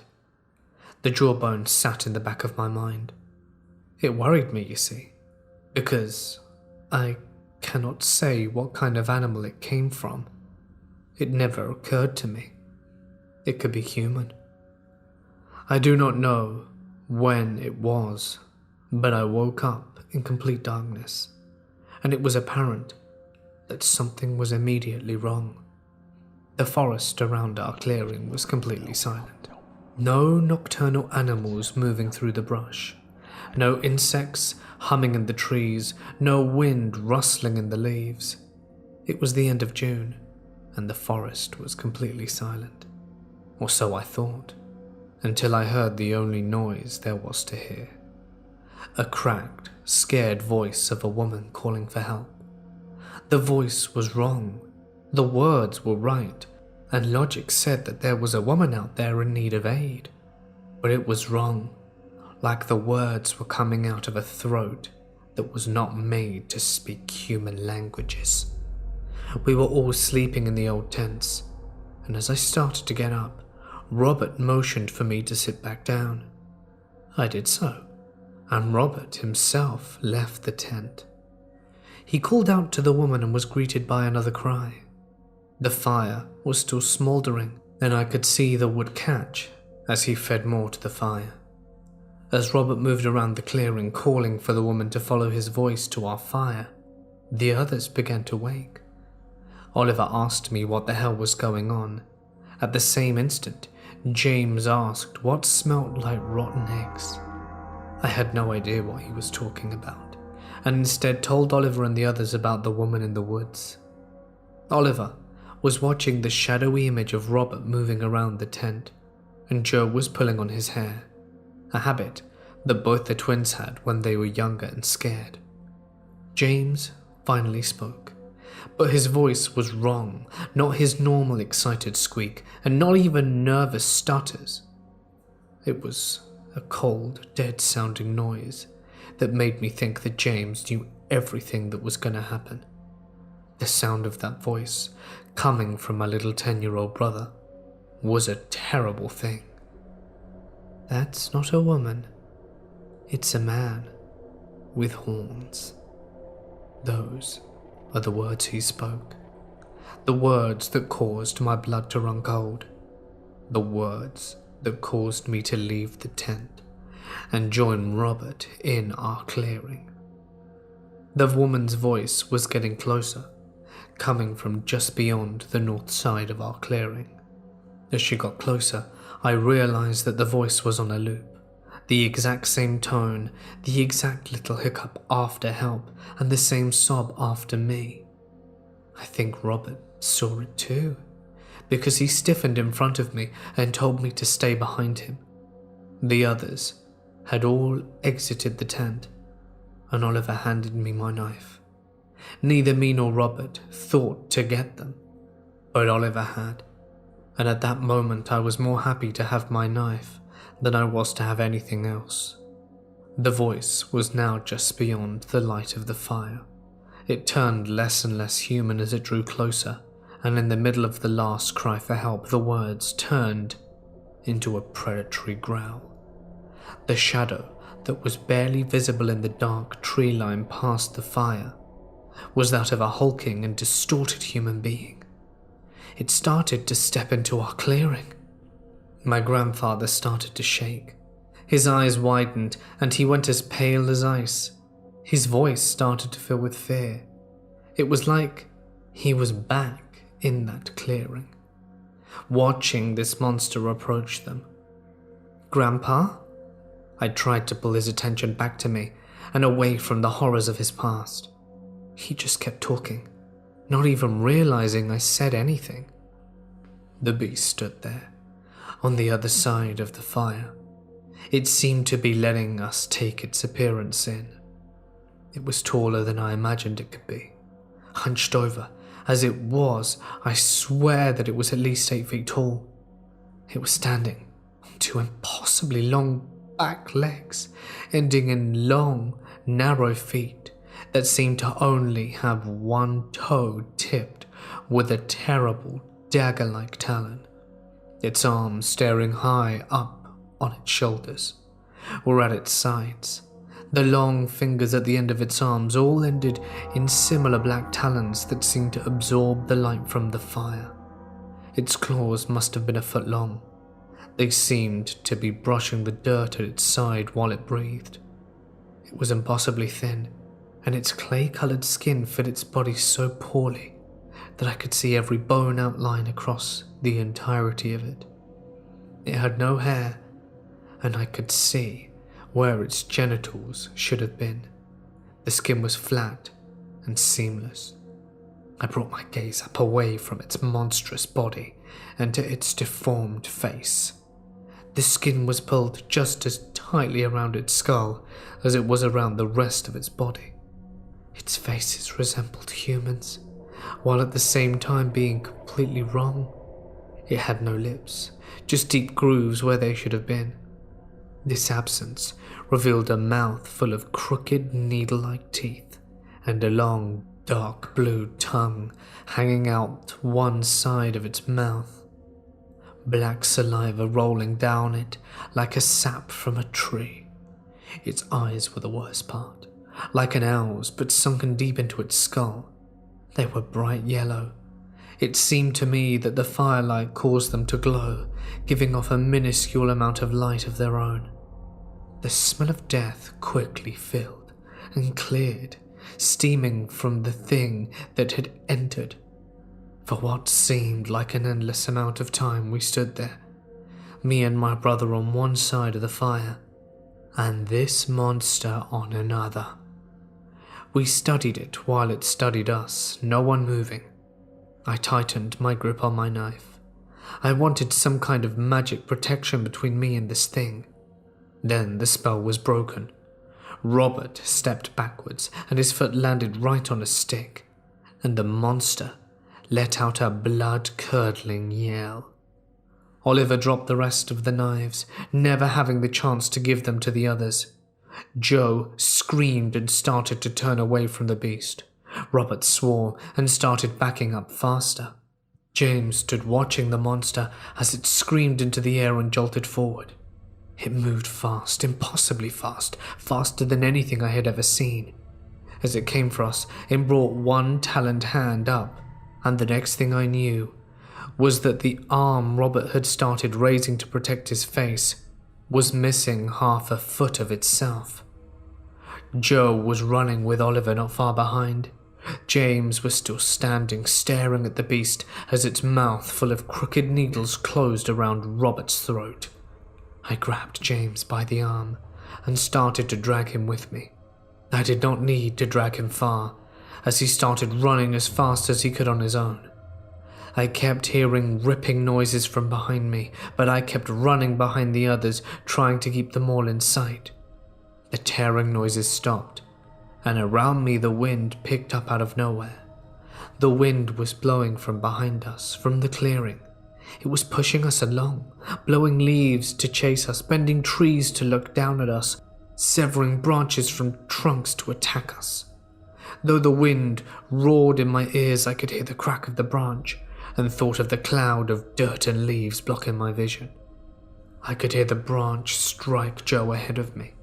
He had started crying when he described how the monster lunged at Robert. He continued crying and told me Oliver and James had ran ahead. I had to shove James forward to keep him from stopping for Joe. I stopped for him, threw the branch off him and stopped. He was breathing still, short and uneven breaths, but still breathing. The branch hadn't killed him, but it had broken his skull. I did not know what I should do, but neither did I have any time to think about it. The wind had passed me, and even though I could still see its ripping branches of trees in the pursuit of my brothers, the smell of death was suddenly in my nose again, all around me, never-ending. A growl filled my ears, and an impossibly solid, impossibly skinny, impossibly strong stick hit me in the back and sent me flying. To this day, I do not know why I did not die after it threw me across the forest floor. Somehow, I did not splatter against a tree or fall onto rocks. The blow did not break my back, though it should have, as its talons did not slash me in half like I was made of paper. Somehow, I fell 10 or 15 feet away from the monster that had pulled about Joe's head and started devouring its contents completely unharmed. I wish I had yelled, tried to do anything to save Joe, to save Robert, but I did nothing. I turned away from the monster and its feast, and I ran. I ran in the direction I thought James and Oliver went, and in a matter of moments I saw them, ahead, and to the right of me, running faster than I thought anyone as small as them could possibly go. I caught up to them, and we ran until we reached a wide open, moving river that we could not possibly cross. The wind had died down. It was no longer a powerful gale, but a light breeze carrying a haunting siren that seemed to emanate from the deepest part of the forest. The siren got louder, more consistent, and the wind picked up, freezing cold despite the fact that it was the end of June. It was there, seemingly appearing with the wind, not a foot behind Oliver, before I fully comprehended the figure behind Oliver. It grabbed him, one arm wrapped around his middle, the other his arm, cutting into his arms. In one moment, Oliver's arms were ripped from his body, and the monstrous claw disabled him. Oliver fell into the river, with his organs sliding into the ground. James and I looking on in horror as the beast. He stopped talking, no longer able to continue through his emotions. I had tried to comfort him, but he never even noticed that I was still there with him. A few moments after he continued, I ran at that bastard with my knife in my hand, yelling. I wasn't thinking. I just knew I needed to kill it. It swatted me like a bug. I flew into the base of a tree, but somehow I was still unhurt. I sat against the trunk of the tree, looking at the knife in my hands, dazed before something thick and warm dripped onto the back of my neck. I looked up into the distorted evil face inches from my own. Its eyes were a bright fluorescent yellow, and they really did give off their own light. They were sitting in what looked like a congealed blood, never blinking, and its pupils were like pinpoints. Blood covered its needle-filled mouth and dripped down its dark tongue, mixing with its black saliva. It started reaching for me, and without thinking, I brought my knife up, slashing its face and cutting through one glowing yellow eye. The beast screamed in pain before rushing backwards. Its face was smoking where I parted its skin. I took the opportunity to run, passing Oliver's corpse and grabbing James's arm one last time to pull him with me. Unlike earlier, James was frozen. He allowed himself to be dragged, but would not run on his own. I dragged him through the woods, all the while pained howls possessed the air around us. It took us hours, but I had thought that we had gotten away. It was still too early in the morning to see much, and I sat James under a tree so we could rest a short while. James told me he had seen the monster in his dreams before. He said 3 days before we left, he dreamt that Robert, Oliver, and Joe would be cut to ribbons, and that he, James, would be left running through the woods screaming how his feet were going to burn him up. He had trouble telling me this because he was weeping almost uncontrollably, but somehow he got to sleep, still weeping. The last thing he asked me was, "Why do I still smell rotting meat?" He never gave me time to answer. James was plagued with terrible night terrors that caused him to scream out and talk incomprehensibly in his sleep. Nothing I did could wake him or calm him down, and eventually I must have started to doze. The next thing that I knew, my ears are full of screaming, louder and further away all at once than they were a moment ago. It was James screaming, and I quickly saw that his clothing, which were illuminated by the first light of the morning, was strewn across the ground in a small path leading away from where I had been sleeping. I started following the clothing and saw James, yards away, running faster than he had at any other point that night, screaming at the top of his lungs. I ran after him, and for a time I was gaining. As I got close, I could hear him saying, "It's so hot, it's burning me up." I was almost on him. I was going to grab him, but he jumped over a pit, and I didn't quite see it until my foot got caught in it. I fell, twisted my ankle, and hit my head on a log. James screamed about the thing burning him up, and it was the last thing I heard before I fell unconscious. He stopped speaking, and I waited a few moments for him to continue, but he didn't. "What happened?" I finally asked. He started, seemingly forgetting that he was telling me the story. He stood up and told me to follow him. We left my room, descended the stairs, crossed through the living room and entered my grandfather's room. The walls were covered in paintings of dark woods that my grandfather had illustrated. The painting that I never really thought about before looked strangely ominous. He had been deathly quiet all the while we were walking to his room, but as he opened up his closet and started rummaging through it, he spoke again. After going back to where we had slept, I collected James' clothing and the knife that I had left behind when chasing after him. The sun was almost directly overhead when I finally limped back into the trees we had carved arrows into. It was starting to get dark again when I made it back to the house. We never found James, or any remains of the others, and within a year, I left this terrible town we live in. I left to study the occult, to study the monster that attacked us. When I discovered its name, what it could do, everything from that night made sense. It was a Wendigo. A deformed, cannibalistic human spirit made into a monster. It consumes human flesh, it can mimic human voice and control the weather. It's a monster of unimaginable strength and speed. It tears people apart and can make them go mad with fever. I think that's what happened to James. After years, I came back here hoping to find it, to kill it. How did you know it wasn't already dead?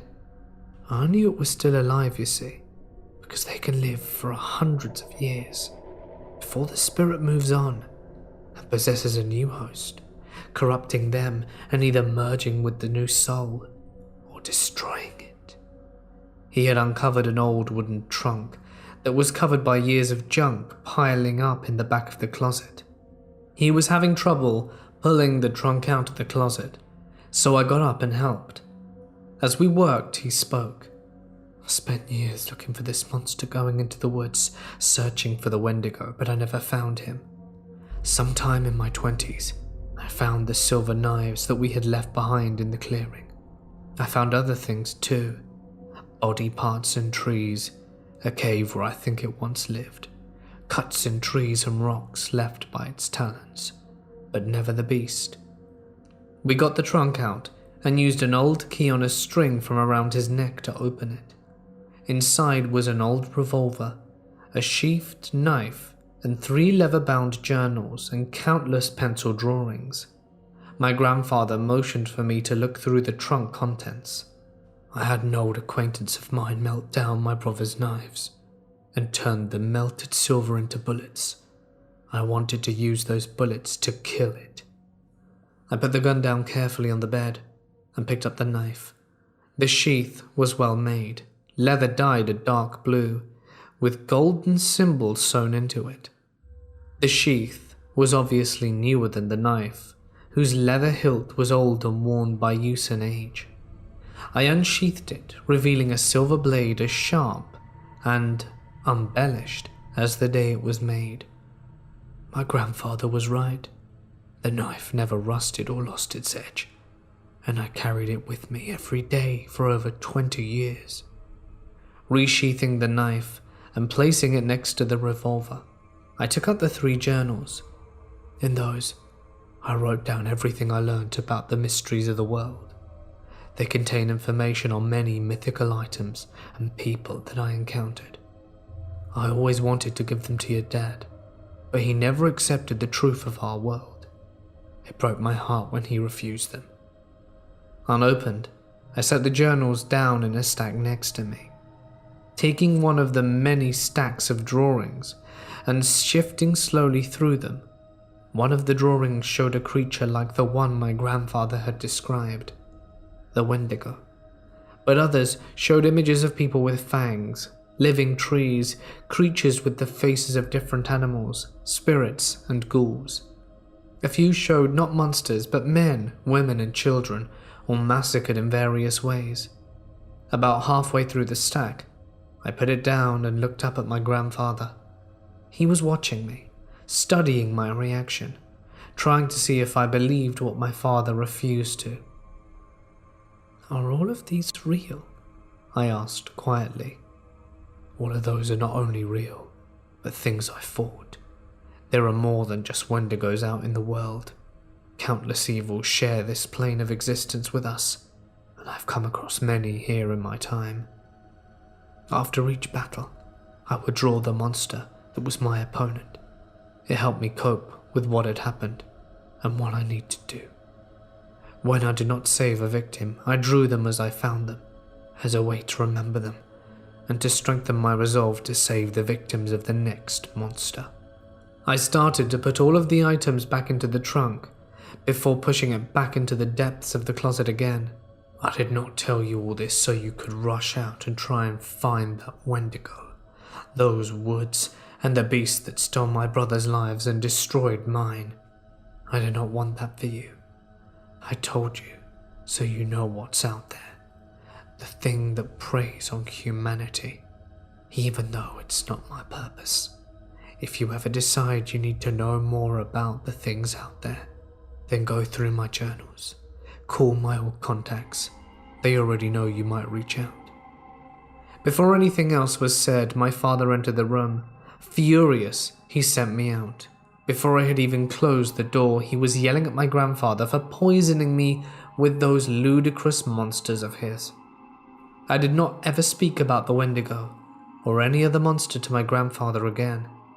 I did not know what I wanted to do. I couldn't go back to the innocent childhood that I had been enjoying before our talk. I couldn't just march off to kill monsters either. I didn't want to die like my great-uncles, and I had not developed my need to save others. 2 or so weeks after I learnt about the Wendigo, my grandfather walked into the woods and never returned. When I realized where he had gone, and that he would not be returning, I rushed into his room. I once again pulled out the trunk, meaning to break open the lock if I had to, but there was no need. Resting on top of the trunk were 2 items, the key and a note. I read the note first. "To my only grandson, I have decided to find the Wendigo that murdered my family. I do not plan to kill it. I do not think I'm able to. Instead, I plan to let it kill me, so that when I see my brothers again, we will be on equal footing. We will have known the same hardship and the same death.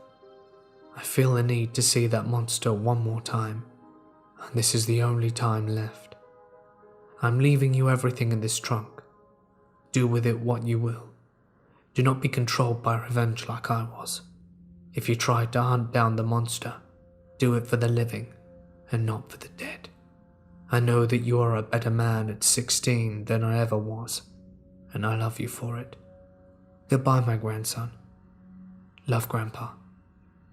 I read his note 3 times before carefully folding it up and putting it in my pocket. I unlocked the trunk and opened it. Everything was exactly where I had put it weeks before. The revolver and the knife were still untouched. My grandfather brought no form of protection with him to face the Wendigo. I reached for the gun, intending to run after him and fight the Wendigo to save him. But I didn't. Instead, I picked up his first journal and thumbled through it until I came across a list of names. Each name was accompanied by a phone number, and I realized that these were my grandfather's contacts.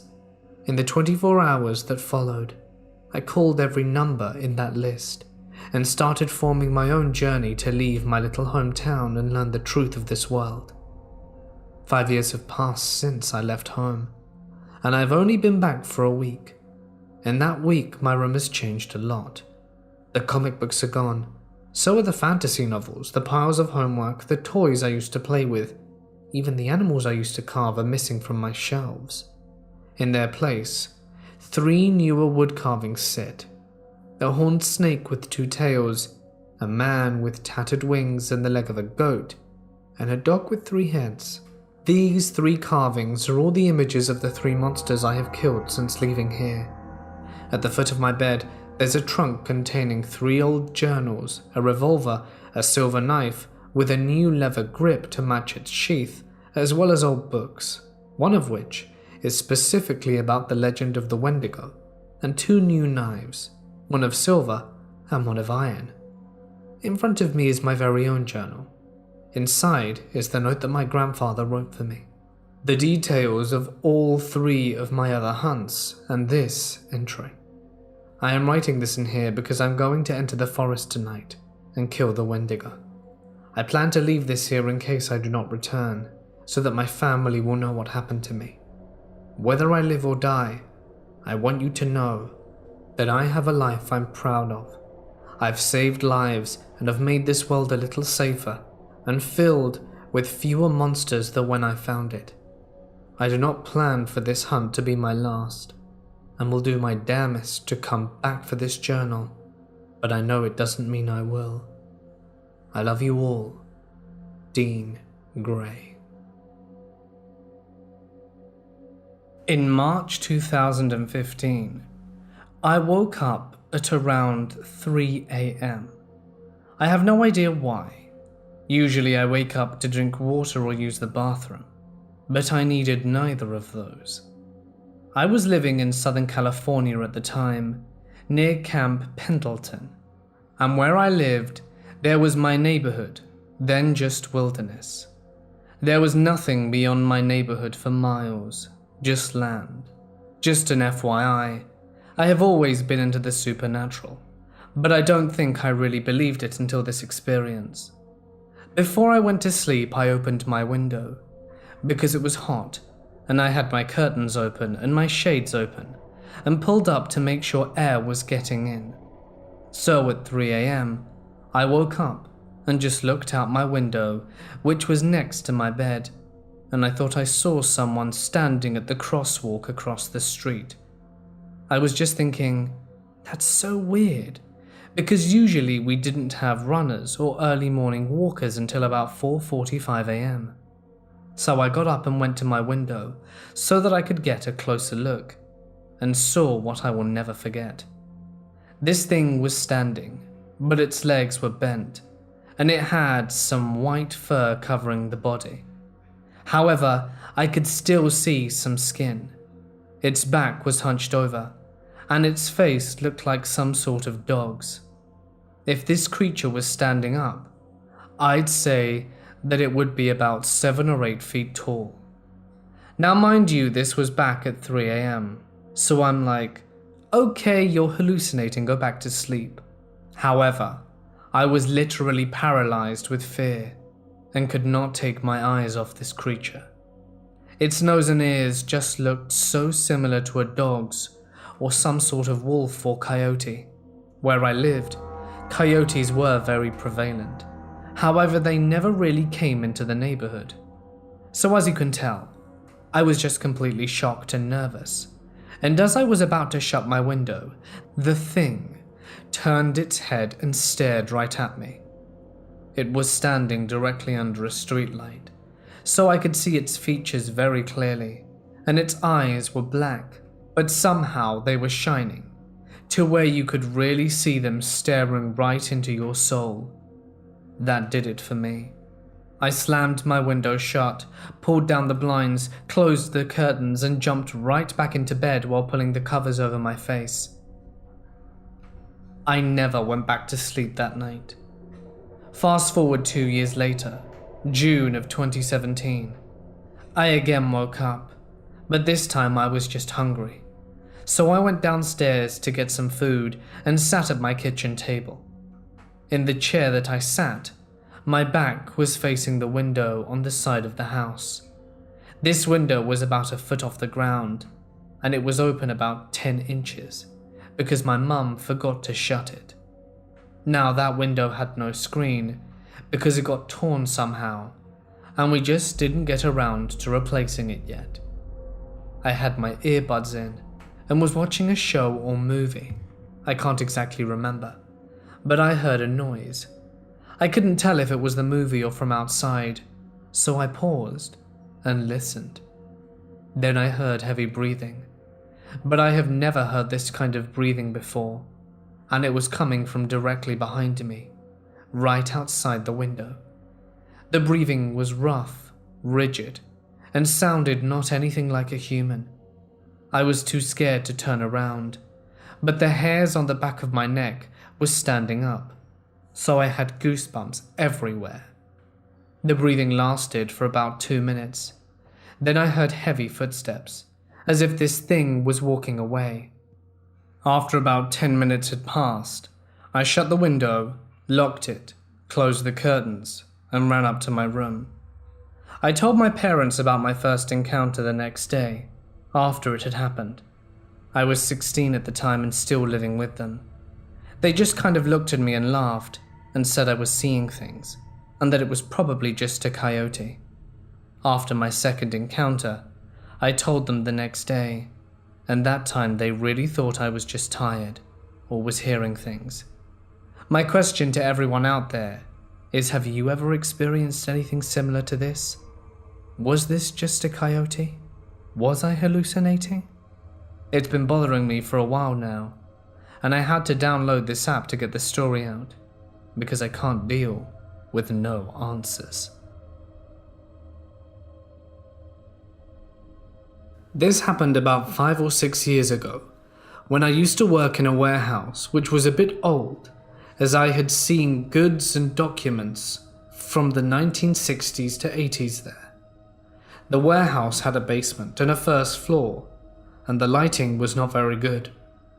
All floors could only be accessed through a cargo/elevator or lift, as the only narrow staircase was kept locked at all times. It was a very silent and creepy place. There was a DVD player with 2 speakers on top near the lift doors in the basement, which had been there a while, but they were there. One day I was waiting for the lift in the basement as my colleagues were sending some goods down, which then I would unload in the basement, when suddenly one of the speakers started shaking violently, almost dancing, and then fell on its side, and I felt there was something else besides me in the basement. Another event took place in a room in my house. Few of my family members complained about a disturbance in one particular room. One day we found sugar scattered all over the floor in that room. A few days later, as soon as I entered the room, I felt a strong wind that went past my left, as if someone had just ran past me so close I could sense the feeling of being on my skin. I turned around, but there was nothing in the room. The feeling of someone's presence from a while ago was gone. Whatever it was had left the room upon me walking in. Some other things also happened, like knocks on cupboards/wardrobes and noises of dishes being messed with from the kitchen, but it never scared or hurt any of us. This story was told to us by our very pious elders, who's nearly 100 years old. He lives in a village in the mountains in northern Pakistan. His house is located next to a graveyard, or in other words, his gate opens into the graveyard. This is what he said: that he used to chop medium-sized trees up in the mountain, load them on a donkey, and bring them down to the village to sell. So there he was in the middle of the mountain one day when he spotted a man walking just a bit far behind him. He had snow-white, cottonish beard and was wearing white clothes, and his head was covered with a white piece of cloth like the Arabic turban. He'd never seen a man like that, and he wasn't a man. He was walking away and then faded into thin air.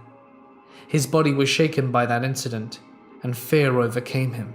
So then he prayed to see the man again, and a few years after the incident, he was deep in his sleep in the middle of the night, and had a dream that someone was banging very hard on his house gate. He suddenly woke up, and it turns out someone was banging on his gate. He hesitated to walk across the yard and open it, as it was the middle of the night or very early in the morning. What he saw was the same man walking away from the gate, in all white. He wanted to speak but couldn't. He eventually faded, and that was the last time he saw him.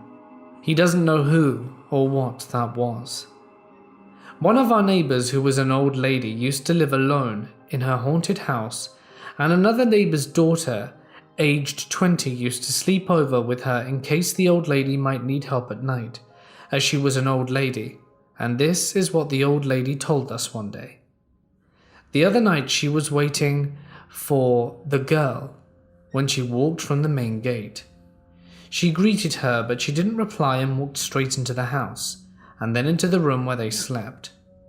She thought she might have been tired from working all day, and that's why she didn't talk and went straight into the room to sleep. As she was thinking about the girl, she walks in again from the main gate. The lady got confused. She didn't know what to say, but this time she spoke. Who was the first girl that had walked in and went straight to the room? They both went together to check, but as you can imagine, there was no one. I encountered what I believe to be a dog man. I lived in Southern California at the time, up in San Gabriel Mountains, a few hours east of LA. I know what people think of Cali. All they seem to picture are beaches, but I assure you the land here is diverse.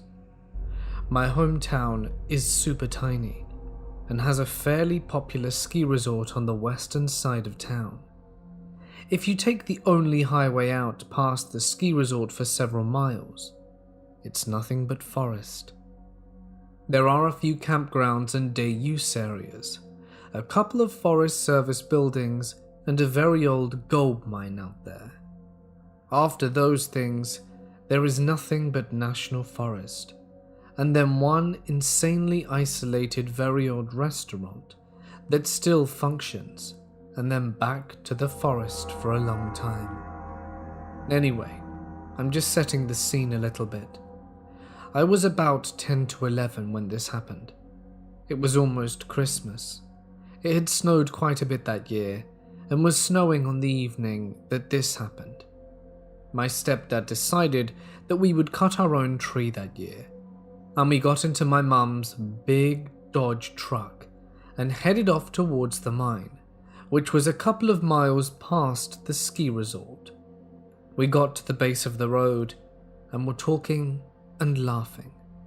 My stepdad was driving pretty slowly since it was snowing pretty good, and they had ploughed part of this road recently too, and there were big snow berms on either side of the road, damn near up to the top of the truck cab, so probably about a good 8 feet off the ground. It's barely getting dark at this time too. Not quite dark, but twilight perhaps. We can't see that much, and the truck's headlights are on. Quite suddenly from over my side there comes a huge dark shape that arcs over the top of the snow berm. It lands in the middle of the road fairly gracefully, and my stepdad slams on the brakes.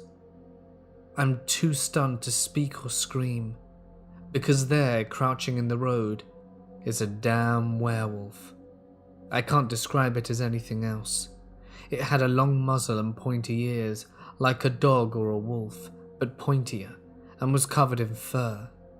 Its paws were long digits that ended in claws. Not quite a hand, but not quite a paw either.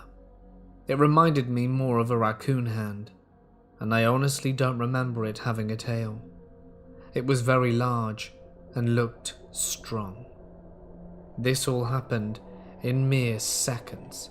The thing jumps down and lands in a crouch, briefly glances at us in the truck, and my stepdad slammed on the brakes, and then it just vaulted up over the berm on the left side as easy as pie. It didn't use all force to jump, it just crouched on its hind legs and jumped. If I had to guess, I would say it's at least 6 to 7 feet tall, if it was standing up straight. More than a little terrifying, even if it was a simple and extremely quick encounter. My stepdad refused to talk about it when I asked.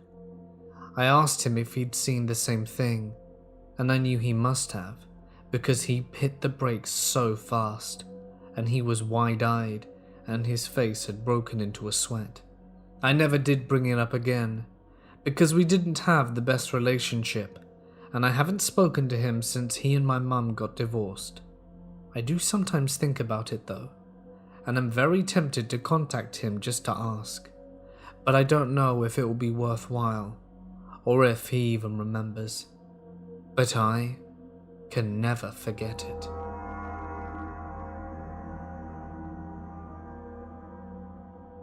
I was driving around my friend's old neighborhood, keeping an eye on the place as it's quite a hotspot for the paranormal and supernatural.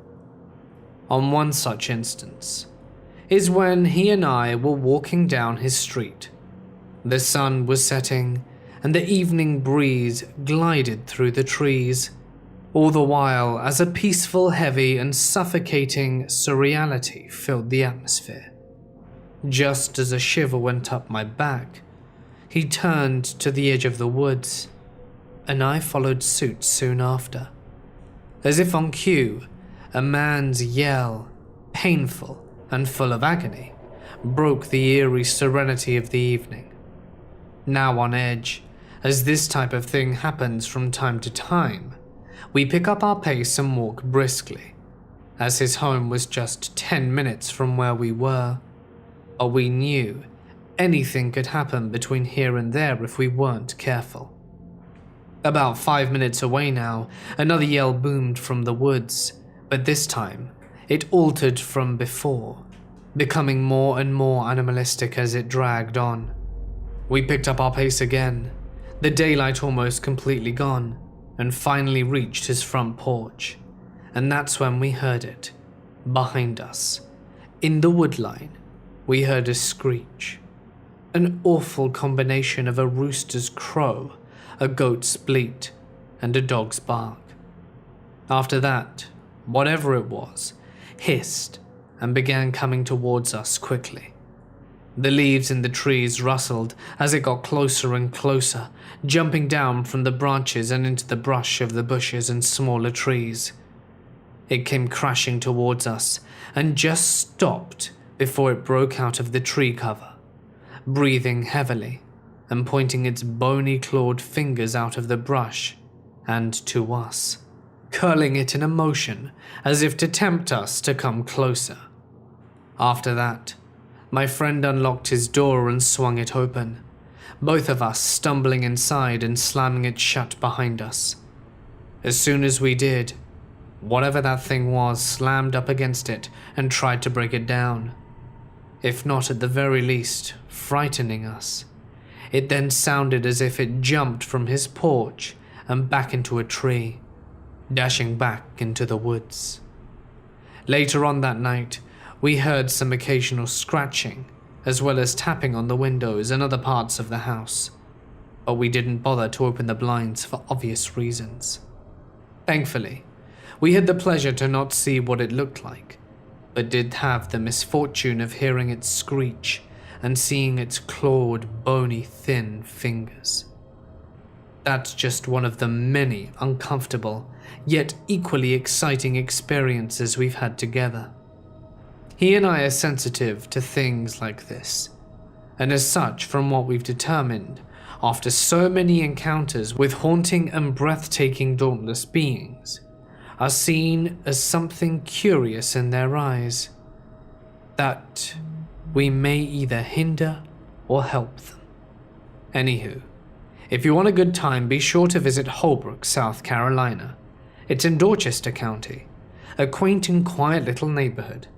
Unfortunately, most of it has been destroyed for housing development, but that doesn't exactly restrain the odd things from occurring. Just be on your guard and stay safe. I am experienced in the outdoors.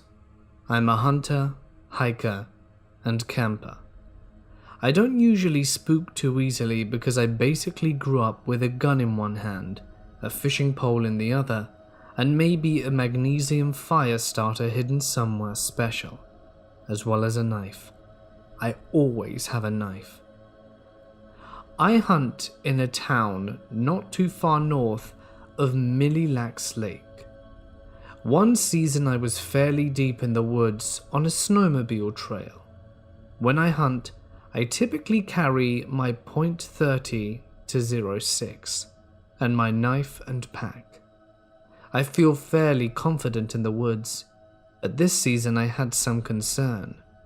The deer population seemed lower on our property recently, and we knew that there were wolves around because you can hear them howl at night and have found tracks, but they typically don't mess with people, luckily. But as I was scanning for deer tracks in the dirt, I found a different set of tracks that stood out to me. It looked canine minus the nail marks, which were a bit wider.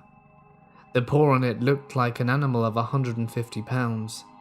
Then it clicked that this was a feline track, a big one, and fairly fresh. I knew there were bobcats around, but they don't get that big, and the next logical step is to assume that there's a cougar. Now I decided to double back, so I'm heading back east on the trail, and my dad calls and asks me to push through the woods towards his stand, so I say sure.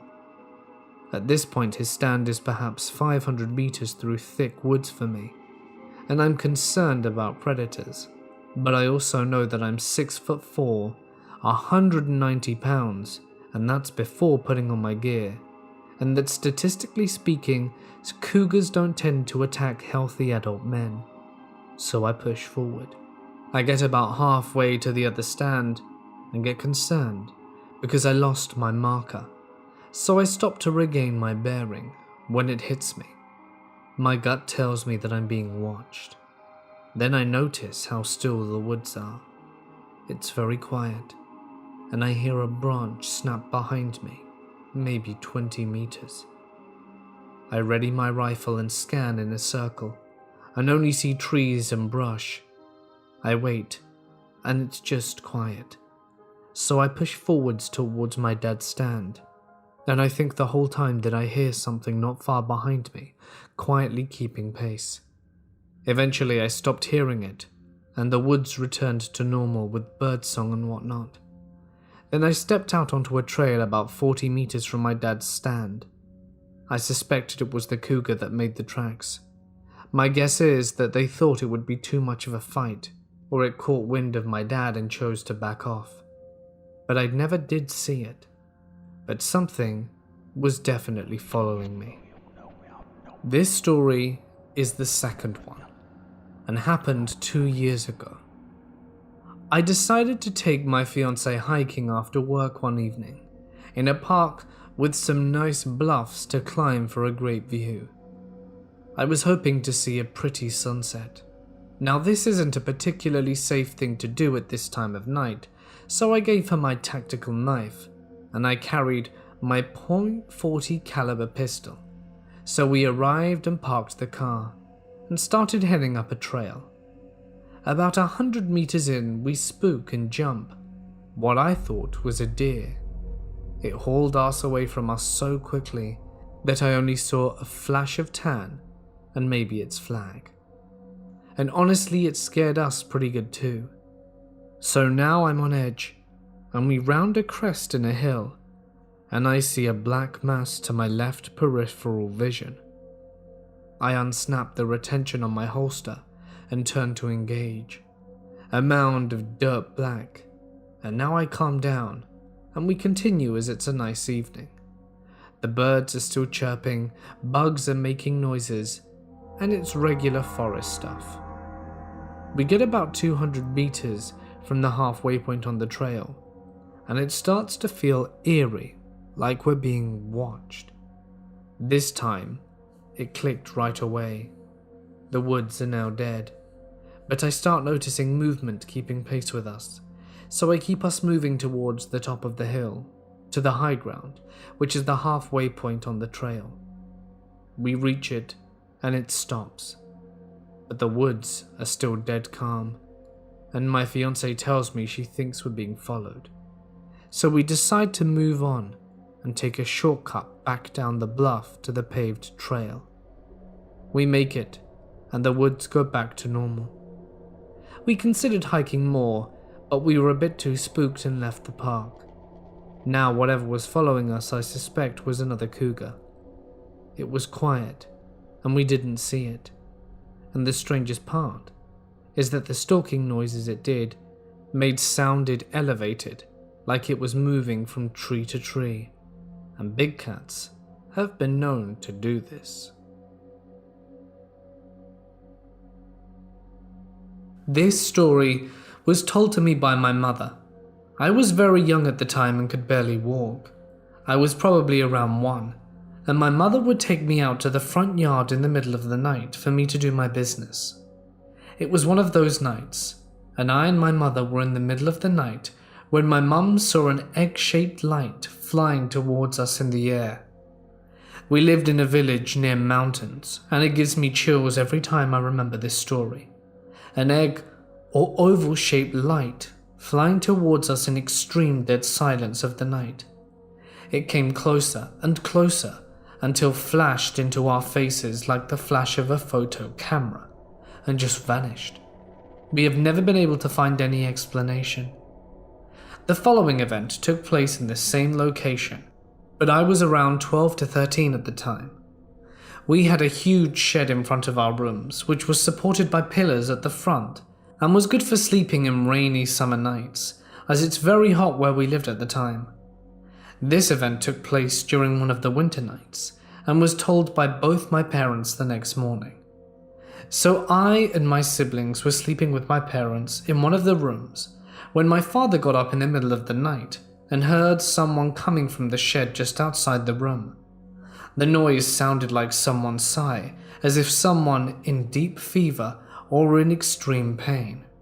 At first, my father thought someone had broken in our house, so turned on his torch, but it went off as soon as he turned it on and would not switch back on.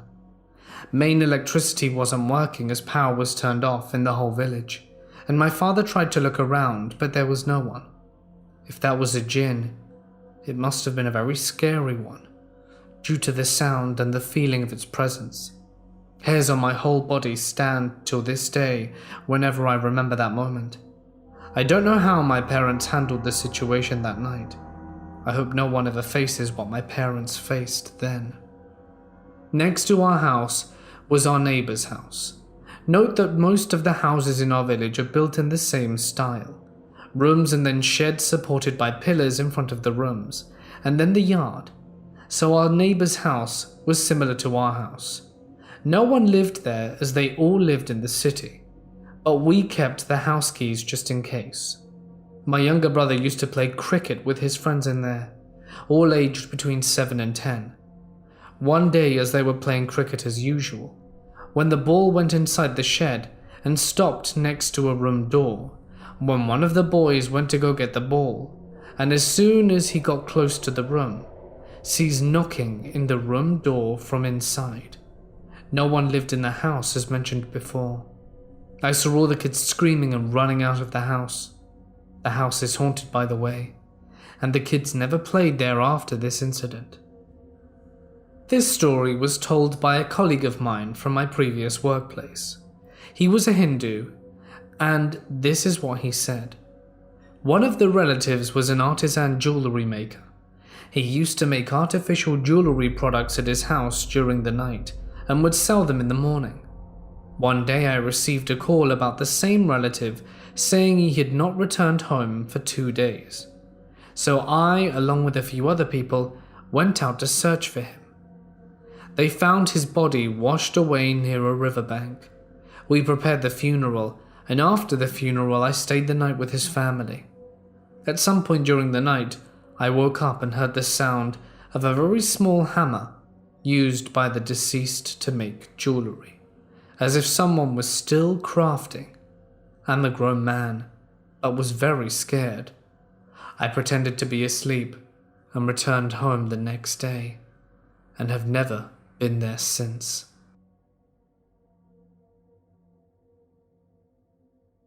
This event happened 3 years ago during mid-July. I lived in Montana outside of a rural community with a population of about 2,000. During this time I lived in a small one-floor ranch, home by myself. My nearest neighbor lived 1 mile away and was a farmer. I never had many strange encounters leading up to this one, but the woods by my house always had an ominous feel to it. Soon after moving in, I realized why the previous homeowners left so quickly. I'd start to hear noises in the woods. These weren't just any noises, but what sounded like blood-curdling screams and growls. After some research, I learnt that even something like a raccoon or bobcat can make these seemingly unnatural noises, and chalked it up to it being that.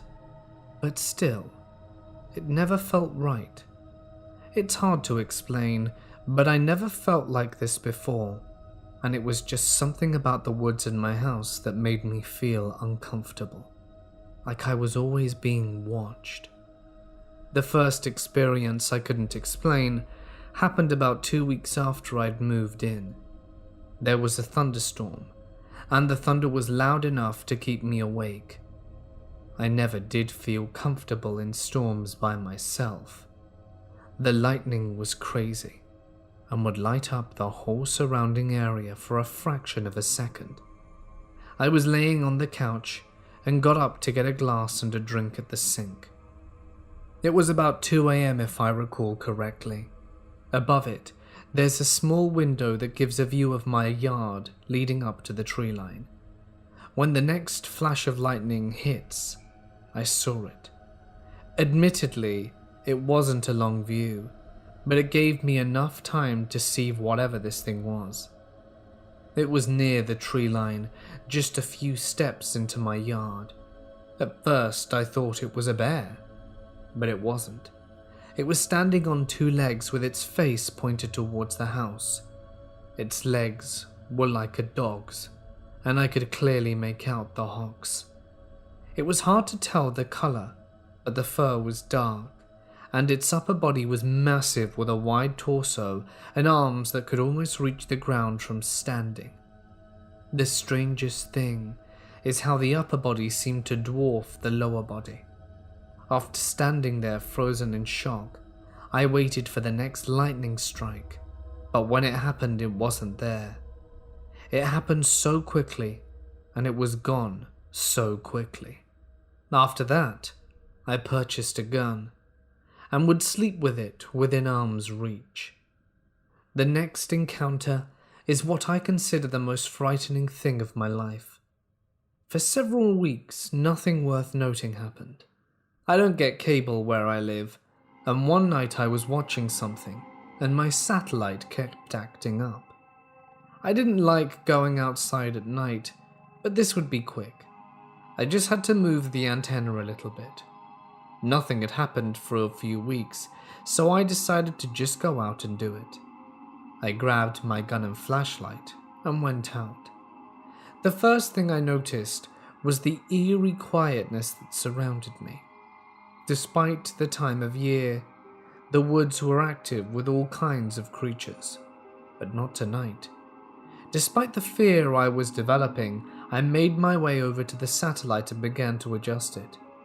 I heard a small snap of a stick and quietly turned to my left and shined the light towards the direction of the noise.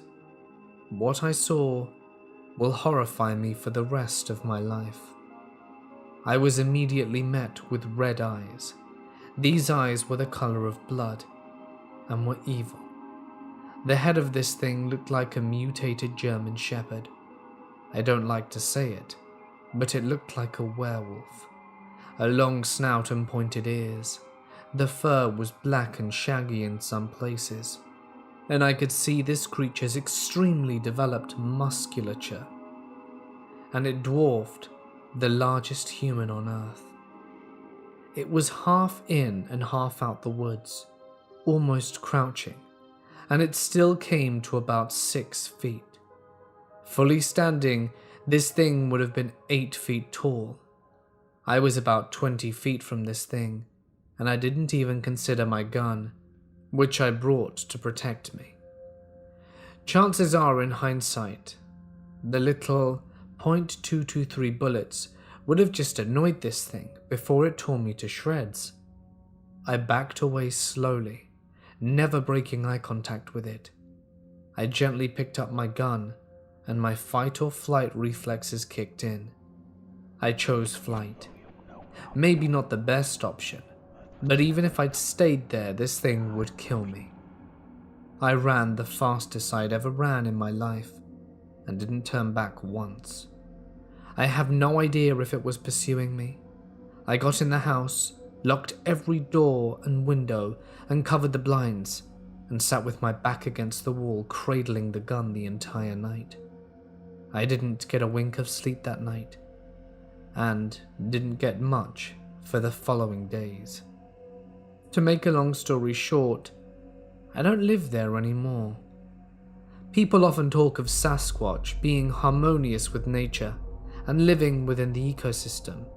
Sure, if you see one it might be scary, but it's probably more awe than anything. This thing was totally different. It felt evil. It was stalking me, toying with me, and I believe it would have killed me.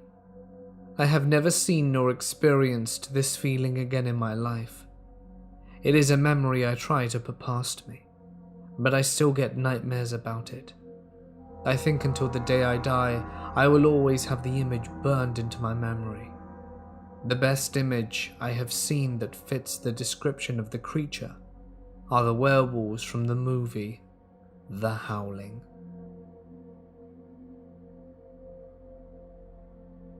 This story happened during my teenage years. I lived in a small town of 2,000 people, mainly surrounded by boreal forest in Canada. This place was great, as we often saw deers, and it was usually a quiet and safe place. To put a bit of context, my house was located at the side of a dead end, and the only light source at night was my house.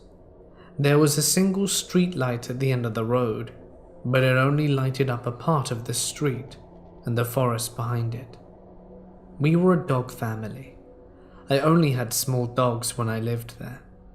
Every day, we needed to let them out to pee, as all dogs do. But at night, they were almost impossible to see because of the darkness.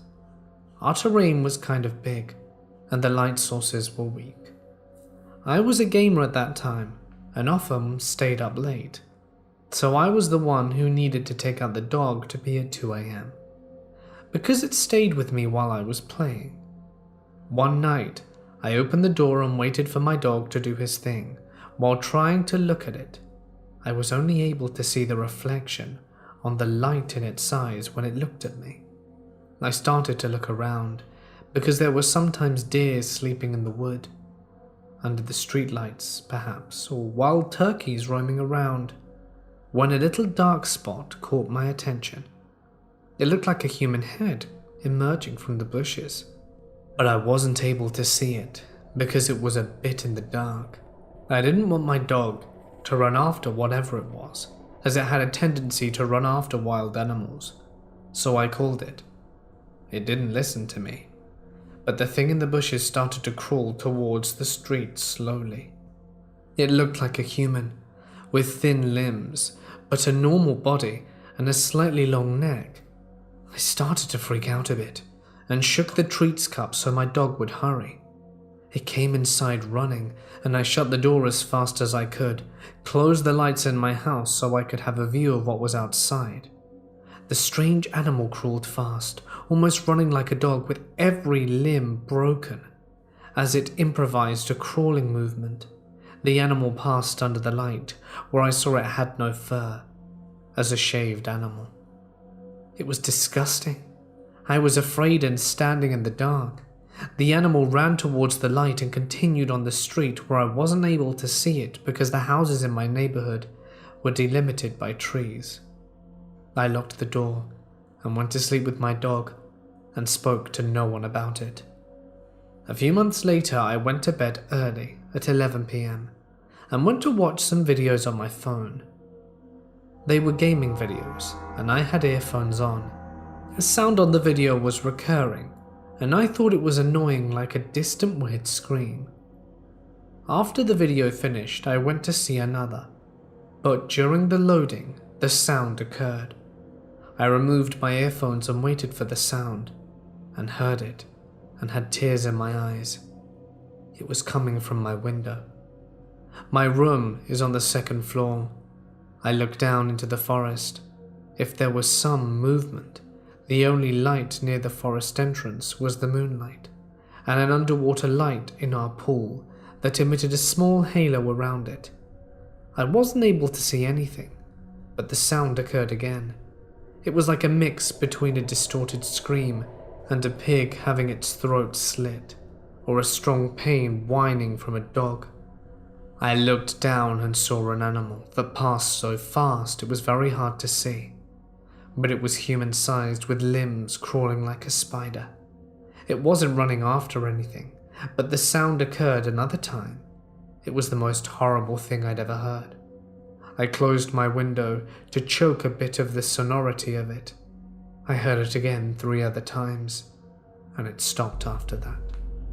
I spoke to my dad about the sound, and he told me it was probably a deer being attacked by a wild animal. I was so scared of it I barely walked into the woods at night the 3 years following, before moving into a city to go to university. Even this day I have never heard of an animal like that, and made me really doubt my mental health at the time. Because I had PTSD from a dog attack in middle school, and I sometimes had light hallucinations when I gamed for too long, like a black shadow that disappears immediately or things like that. There were barely any reports of wolves, coyotes or bears in my area, and believe me, I've made a lot of discoveries exploring the forest in this town.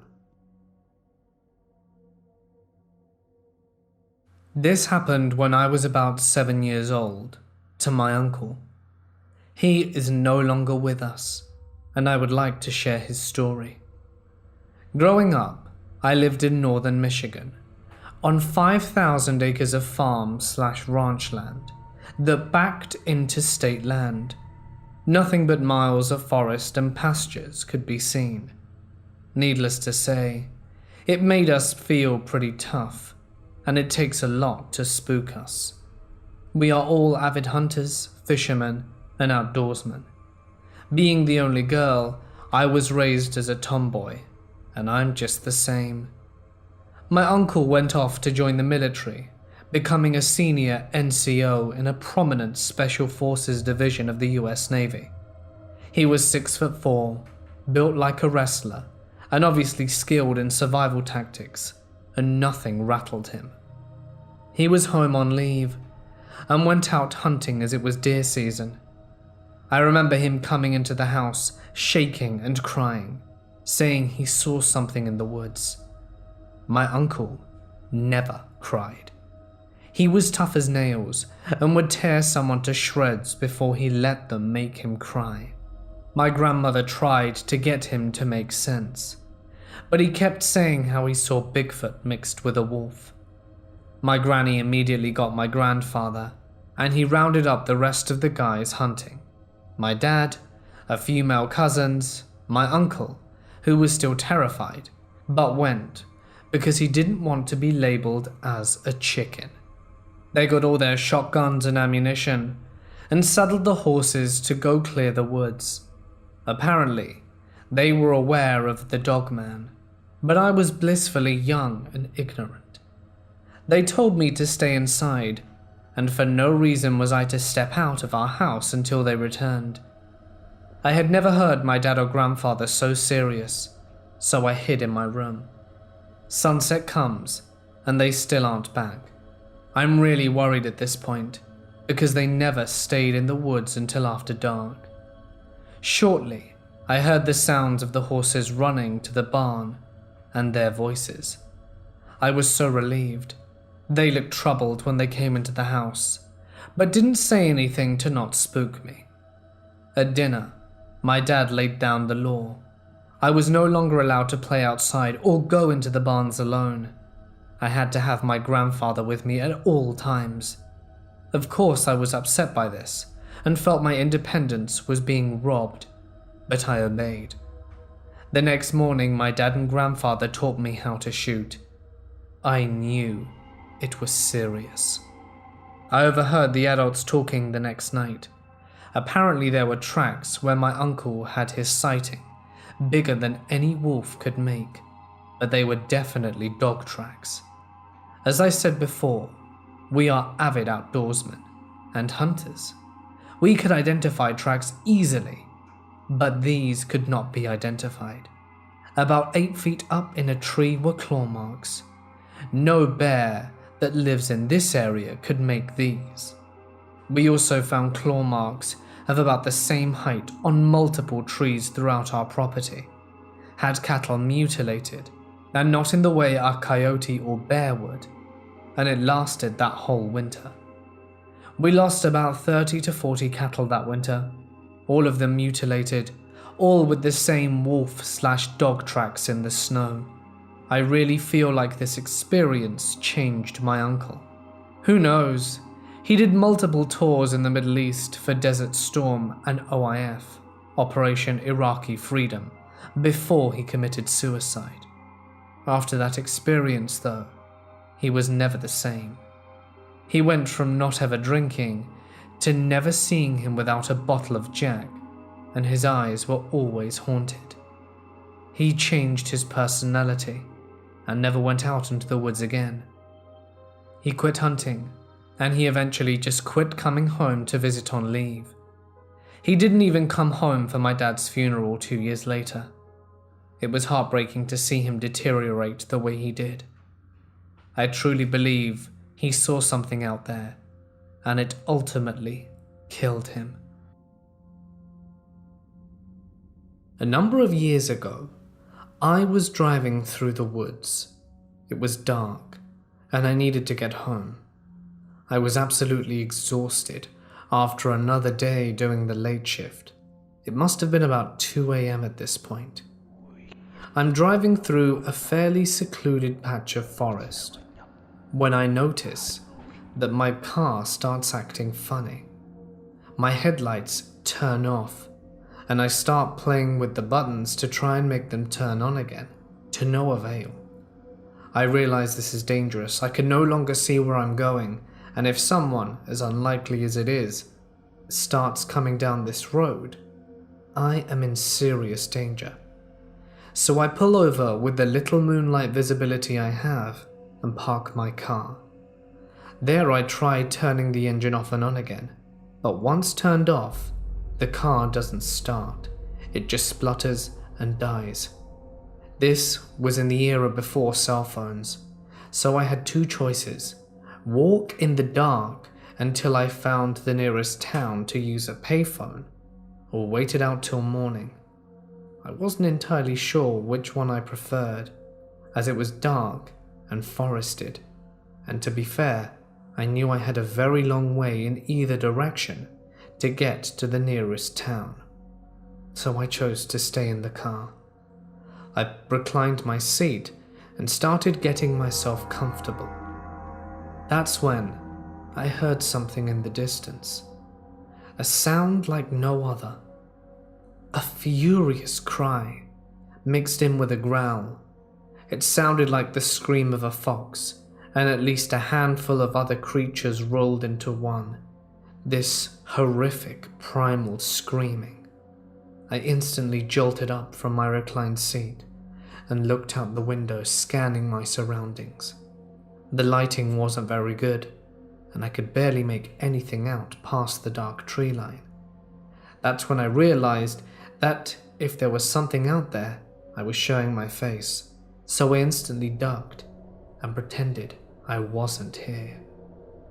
The sound happened a few minutes later, this time closer to my vehicle, and a few minutes after that, there was a definite scratching and a tapping on the back of my car.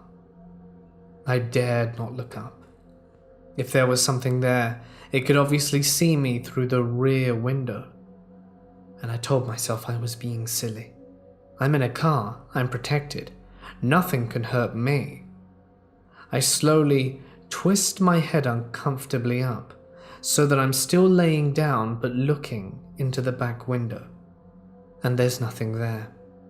With a pang of relief, I turn around to face the front window once more, which is where I see it. A creature the likes of which I have never seen. Tall, hairy, the mouth of a dog. It was horrific. Its long, bestial limbs outstretched, far taller than a human. I have no words for what this creature was. And in its own sickening way, it gave me a predatory grin, and I just about shat myself there and then. I fumbled to sit up, but was paralyzed with fear, and in a moment of bravery, as it started moving to the right of my car, as if it were going for the door, did I jolt up and spring into action. I plunged my keys into the car slot, twisted it, and by some kind of miracle the engine revved up. I put my foot on the accelerator and darted into the night. My headlights had started to work again, and I don't think I dropped below 90 the whole way home. When I reached my house at about 4 a.m., I couldn't sleep a wink. I wasn't sure what I saw, but I'm glad I didn't stick around to find out. I know many of you are hearing this and thinking I sound absolutely insane, and trust me, if I hadn't experienced what I had, I'd be in the same boat as you. But I know what I saw, and there is something out there, and I have no intention of finding out what it is. I am an outdoorsman. I'm very experienced in hunting, camping, hiking, and general survival. I'm very familiar and used to wildlife, and I was charged by what I believe was a cryptid called a dogman. It charged me and my cousin. It was not a bear. A bear cannot move how it did. And it was not a normal wolf, as they cannot comfortably run on two legs, whereas what charged us seemed natural at doing that. I'm going to elaborate further. This happened around June or July of 2007. I was 17 years old and more cocky then, but still somewhat knowledgeable of the outdoors. My family used to own a cabin in northwest Wisconsin. I basically grew up there in the summer. I knew the woods well, but at night, it was wise to stay in the cabin, or at least by the bonfire by the beach because of the bears, wolves, and cougars. One of the creepiest things was that if you were having a bonfire, the tree line was visible from the fire pit and beach, and at night, it always felt like you were being watched from that tree line. But during the day, the woods always seemed normal, not so creepy. That is until this incident. So this happened between 12 and 2. Me and my cousin were having an airsoft battle. I was in full woodland camo, he was not. I retreated onto the ATV trail into the woods for a tactical advantage, and our battle took us about 200 meters into about a third of the way up the trail. We had enough at this point, and were standing at the edge of a clearing on the trail, talking, and he was maybe 10 feet from me, when I decided to mess with him. I shushed him and said, "We're being watched." He froze, then I realized the woods were dead quiet, and I got spooked and started scanning the tree line and the other edge of the clearing from left to right when I saw it. Its teeth gave it away. It was panting and staring at my cousin. I don't expect you to believe me, but what I saw was a wolf as big as a black bear, at least 300 pounds, but it wasn't normal. This wolf was on 2 legs crouching next to a tree, with its arm grasping the tree, grasping with a clawed hand. It had reddish-brown fur. I told my cousin that we have to go, and the next thing I know he is sprinting, and I look back at Wolfie, who was locked on and sprinted a few steps on 2 feet, and then I turned and ran. When it looked like Wolfie was dropping to all 4s, it charged us and sounded right up our asses, barreling through the brush, but for whatever reason, let us go when we broke out of the tree line and headed for the cabin. What struck with me was the sheer size. Wolfie appeared to be nearly 7 feet tall when upright, and that where it should have had its front paws appeared to have large clawed hands. Now I'm not sure how to explain it away rationally. I've heard wolves will occasionally kind of walk upright, but as far as I know, they can't sprint on 2 legs, nor do wolves get that big, and black bears more waddle on 2 legs. The closest description is silly. A werewolf or a dog man. For years I've been reading about skinwalkers, and only recently have I had a personal experience. I live in a suburban neighborhood that often has possums, ferals, and the like. I've never feared them. I was in my backyard one night, being melodramatic and burning some photographs, which had made me incredibly sad and negative. During that time, I felt an intense presence. I felt like I was being watched, and heard occasional leaves being crushed. I got freaked out and went inside. I fell asleep on my couch, and after a few moments from falling asleep, I heard a loud banging on my back door. I woke up my roommate and told him about it, asking to check it out with his gun. When we looked outside, we saw a cat sitting on the steps staring at us that eerily resembled the cat that we'd been feeding for years now. Except it was so wrong. Its markings were incredibly off, its eyes were human-like, and we both felt chills immediately after seeing it. I've read that in order to replicate a being's appearance, the skinwalker has to kill that being. But after, I did see our usual stray with her usual markings. This was incredibly eerie.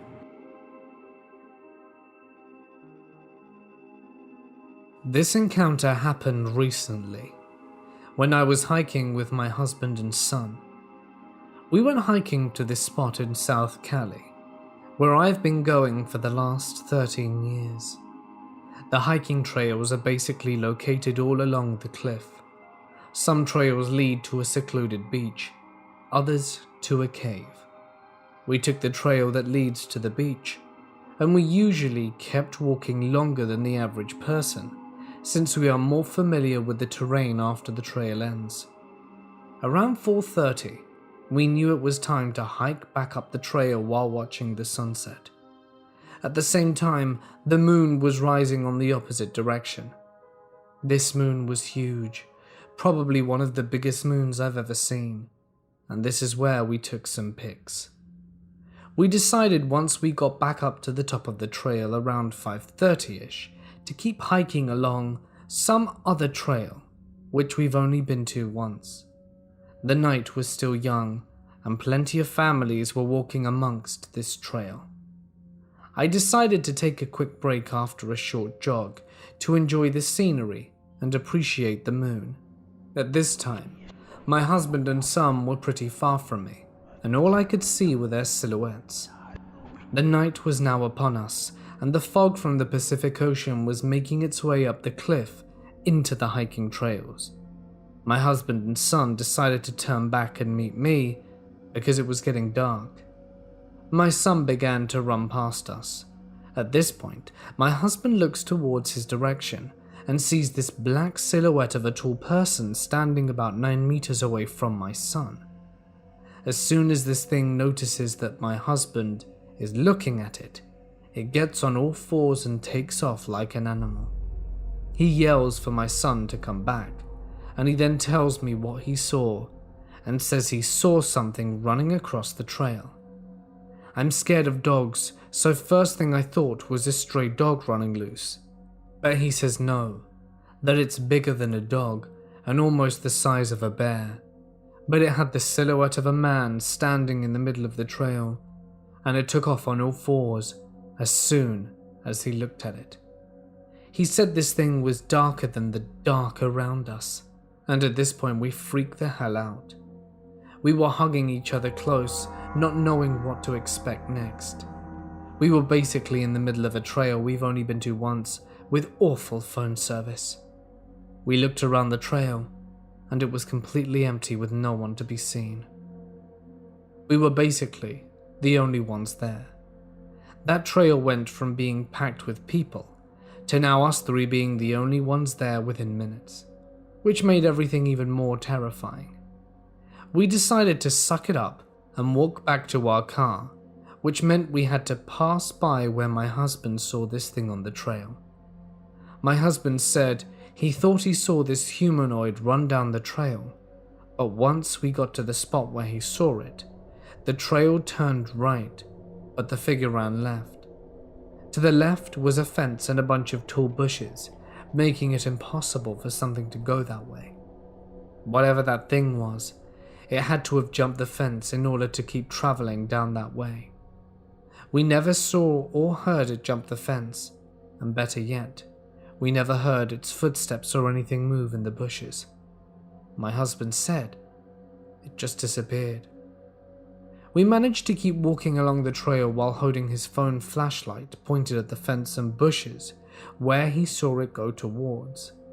All I had was my water bottle, and I was prepared to use it as a weapon if necessary. All we could hope for is that we saw other people on the trail. Then we finally see lights coming from a motorbike towards the end of this trail. This person was going into the trail as we were relieved to be out of it and into the parking lot. When we finally got into the parking lot, it went from 50 cars to only 2 left. There was this couple standing taking pictures. At this point, even the person on the motorbike had noped out of there. As we made our way back to the car, I joked with my husband how he might have seen a werewolf. He was still in shock and didn't say no, but was trying to process what he had witnessed. My son said he saw something crawling, and that's when my husband called him to come back towards us. He was really scared that night and refused to sleep alone. We all slept in the same room, and my son said that he felt like it was following us the whole time we were coming home. I certainly hope not. Today we ended up watching this segment on the news by accident while having dinner and heard that today is Super Blood Wolf Moon, and I'm 90% convinced the creature we saw is a werewolf. This location is notorious for many deaths, as it's on a cliff where many have died from falling over or drowning. When we went there for the first time, there was a sign about someone who fell off a cliff. One night, the dog was outside barking, so I got up and went out to look. As I was looking outside, the dog came back in and left me alone standing in the darkness next to the shed. I soon became aware of noises in the shed, but put it down as wind. That is until it moved closer, and I felt a strong sense of dread surge through my body. I listened intently to the sound. It almost sounded like a person was on all fours scuffling around. I heard the noise. It was moving towards the shed door. I fled. I ran inside and slammed the door. I sat down and tried to tell myself that it was just the wind. At first, the dread was going away, but then I could feel it building up again. It felt like it was trying to find a way in, moving back and forth along the walls of the house. Then, I suddenly felt it inside the apartment. It had made its way into the kitchen. I'm still unsure how. The window, perhaps? I could feel it getting slowly closer. I was too afraid to look behind me into the kitchen, but I managed to jump up and slammed the door. I hoped it would leave, and it did. After this, I would hear it sometimes, just scuffling around at night. The alley at the back was dark and smelly, so I assumed it liked it. Now this next bit is truly a fault on my own part. I really should have listened to my own gut feeling. Months later, it's summer, and therefore very warm. I had the back door open, and I was on my laptop as it got dark. At some point, I turned on the light and sat back down. I sat facing the back door. My laptop screen stopped me from seeing the bottom half of the door. After a while, I started hearing movement outside and felt uneasy, but I told myself it was nothing. Yep, I sat there and told myself it couldn't possibly be anything. I know, foolish. The feeling continued to grow stronger. My whole body was screaming at me to run. Then, our dog comes running downstairs, stops in the middle of the room, looks at me, and then goes to walk outside. The way she did this was just odd. I pulled down my screen and watched her head towards the back door. As she walked out, there was this thing. It was a humanoid figure crouched down by the door, its skin dark brown like dirt and rot, with the texture of a burn victim, hairless and skinny like it hadn't eaten in months. There it was. This thing that I had been of fear of for so long, right up against the doorframe, trying to make its way inside. The figure twisted its emaciated form around to follow the dog. It was crouched down onto its hands and feet. That's why it made a scuffling noise. I jumped up and threw my laptop to the floor. I ran upstairs and refused to go back down alone. The stupidest thing was that I doubted myself, and if it wasn't for that dog, I don't know what would have happened. Her look towards me when she came downstairs, I can only imagine she was wondering why I wasn't running away. A friend told me it sounds like a Skinwalker, I don't know what it was, but I sure am happy that we moved.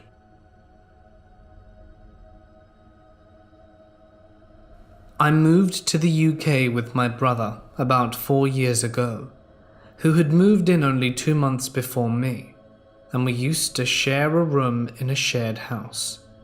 Since the day I had moved in, I used to have very scary nightmares and would scream whilst asleep. One morning when I woke up, my brother asked me if I had experienced sleep paralysis that night, and I asked him, "How do you know?" He replied, "Because I did too." That was really shocking because there was something in the room playing tricks on both of us. This happened after a few months, and I and my brother happened to be on the same security shift on the same night in the middle of the fields, which could only be accessed through a dirt road since there was a solar farm being built and we had to take care of it. It was during the afternoon, and my brother fell asleep inside the cabin while I kept an eye outside, and what I saw was a white car that just sped on the dirt road, causing dust to fly everywhere, and I immediately came out of the cabin to see that there was nothing, so I brushed it off as my imagination. A little while later, when my brother woke up, he said that he had just had a dream about seeing a white car speeding on that road. That was another surprise. About a year later, my brother was doing nightly security with one of his friends on shift with him in the middle of nowhere, down south, and this is what he told me/my family. We were doing security shift in the middle of fields, far away from the city, and we were cooking ourselves some food on a camping gas stove out in the open. It was already dark, and there were no other human beings apart from us two, when suddenly we heard someone talking just a few yards away from us. My friend asked me if I had heard it, and I sure had, but for his sake I denied hearing anything, trying not to scare him, as there were no other human beings apart from us. The next event took place about a month or two ago, when I was on a security shift on a construction site, sitting inside a welfare cabin playing on my phone. It is my habit to close all the doors and windows due to the cold and having the heat on full. That particular site has direct power, not a generator. It had already been a few hours since the workers had left, and it was already dark. So there I am sitting in the cabin for more or less 2 hours, and someone's safety helmet/hard hat just flew off the wall hanger hook near the cabin door and fell about a meter away from the wall itself. I panicked, as it was a sudden surprise, and as I mentioned earlier that all doors and windows were closed and the power is direct, so no generator shaking, and it sat there for 2 hours before it flew off the wall hanger hook.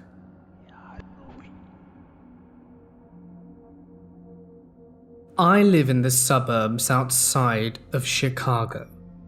My city is highly suburbanized and is highly populated. Despite this, there are areas in the city that are not so city-like. These events took place near a major road in a kind of rural section of the town. 2 nights ago, around 9 p.m, I was driving home with my girlfriend. We were talking about a TV show we both enjoyed and just making general small talk. Near my house, there is a certain road that just always made me feel extremely uncomfortable. The road has no street lights and is hard to see in. All of the lights from the surrounding area seem to be drowned out due to how densely wooded the area is. Accompanying the array of trees are some small houses. Most of them are in states of disrepair, and a number of them are vacant. With this area being kind of chilling at night, I always turn my high beams on when I drive down there. As we are about halfway down the road, I noticed something dart from the edge of the road into some hedges. What I saw wasn't exactly pleasant to look at, even with my limited view. My headlights illuminated the bottom half of the creature, due to it being fairly tall and fairly down the road. Due to this, I couldn't see the whole thing, but what I did see, I remember vividly. The creature was gangling, roughly 6 to 7 feet tall. I could make out its ribs underneath its tight skin. Its fur was very short, like that of an otter, and covered all of what I could see. Its knees were pointed backwards, sort of like a bird's, and its feet seemed to be pawed like a dog. Only they were massive. Even more horrifying were its long, skinny arms. I couldn't see its hands, but just from seeing those arms, I didn't, and still don't want to know what was attached to those things. From looking at its hips, I could tell it walked at either upright or something very similar to that. Its back was at a 45-degree angle to its legs, but was curved instead of straight. The way it ran was like a person over-exaggerating a tiptoe, like you would see in a Tom and Jerry cartoon. This creature was less like one animal, and more like a conglomerate of many others. When I saw this thing, I went silent. I didn't know what to do, so I just kept silent and carried on driving. I looked back in my rearview mirrors, but only darkness looked back. I couldn't see anything. My girlfriend could see that I was visibly shaken and aloof in the conversation. Apparently, she didn't notice whatever the hell this thing was, and didn't know why I was acting so odd. At first, she didn't believe me, but as I gave more and more detail, while showing more and more fear, she knew I was telling the truth. I was understandably uneasy for the rest of the night. When I told my account to one of my friends who lived in the area, he reminded me of an event that took place just back in August.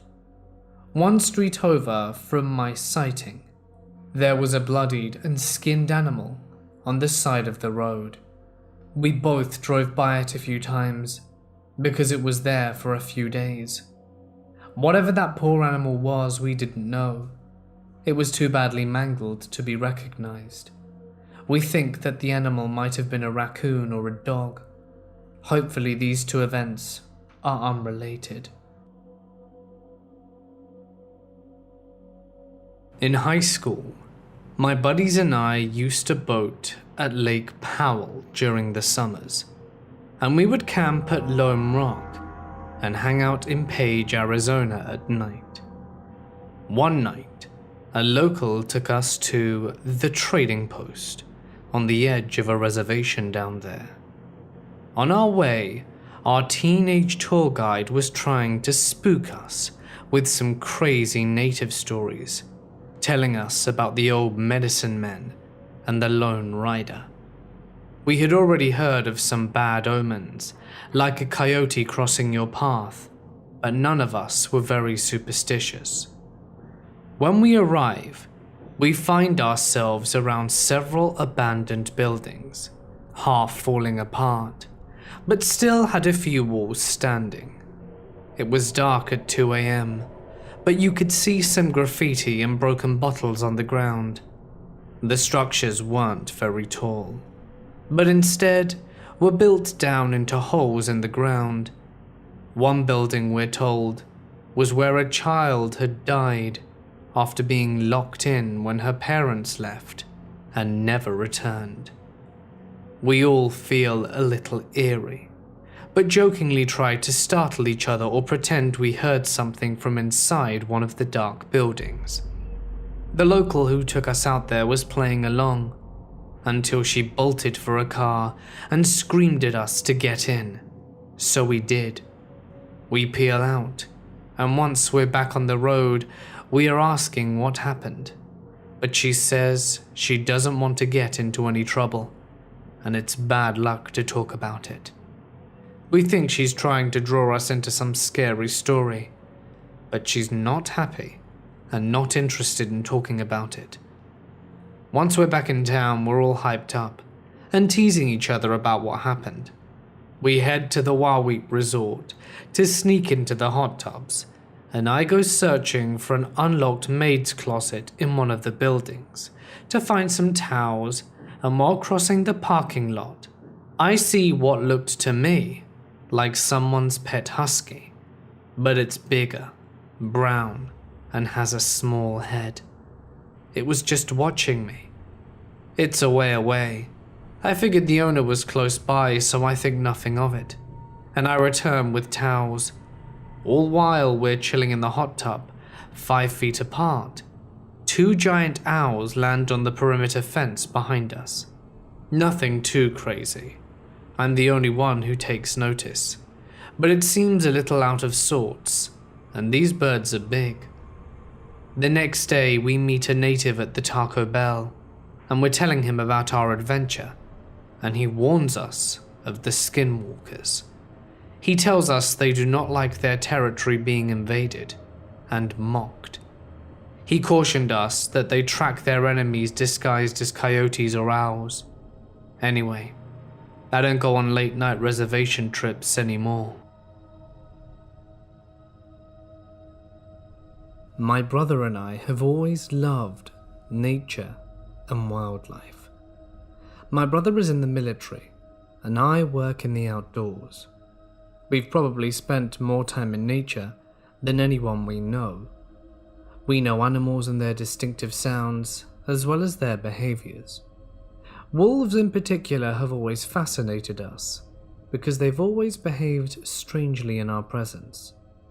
The first of these experiences was around 10 years ago. We used to travel to an island near the house that required kayaking for 1 kilometer to get there. We were walking in the night and suddenly found ourselves surrounded by 7 wolves. We used pepper spray against them and went to take refuge in a tree. The wolves stayed all night at the foot of the tree. My brother returned there alone afterwards, and one night he was walking and an animal yelled at him. He didn't see the animal, but the sound of it terrified him. A scream of a man with a deep voice mixed with the cry of a baby. He fired 6 rounds to where the sound was coming from, and the animal yelled louder and fled. The sound of his footsteps indicated that he was running on 2 legs. He was big enough to break everything in his path, and we went back and saw many signs of what we thought were associated with a Bigfoot. This story stayed there because we didn't really believe it.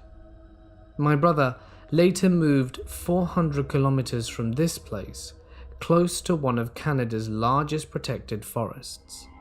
Whenever we go into this forest, we are there between 5 or 6 hours and end up surrounded by aggressive wolves. When we do not leave early enough, we are forced to shoot in their direction in order to scare them off, which doesn't really work. We've been surrounded by wolves at least 10 times. Until recently, I thought it was just a particularly aggressive pack. To leave this wood, we must walk a few kilometers, then take the truck, which requires us to go 3 to 4 kilometers in an old dirt road. We were returning quietly during the night, when on my right I saw a white light orb around 30 feet from us in the forest, floating 10 feet high in the air. There was no house or road more than 5 kilometers away. We believed it was a hunter or hiker in distress with a flashlight. My brother took his rifle and his headlamp and went to see in the woods. He saw nothing and returned 10 minutes later. When he came back, I was scared. First, he arrived from behind the truck, until he was about within 1 meter of the truck. What I saw in the rearview mirror was a grizzly bear. Keep in mind, there are no grizzlies in this area. In addition, I asked him why he turned off his lamp for 5 minutes. He tells me he never turned it off, and he always had the truck in sight.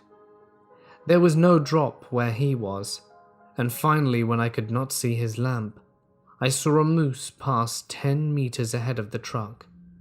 We were frightened. Finally, he was camping last night with his girlfriend, more than 100 kilometers from this place. During the night, they were awoken again by a pack of wolves that surrounded them.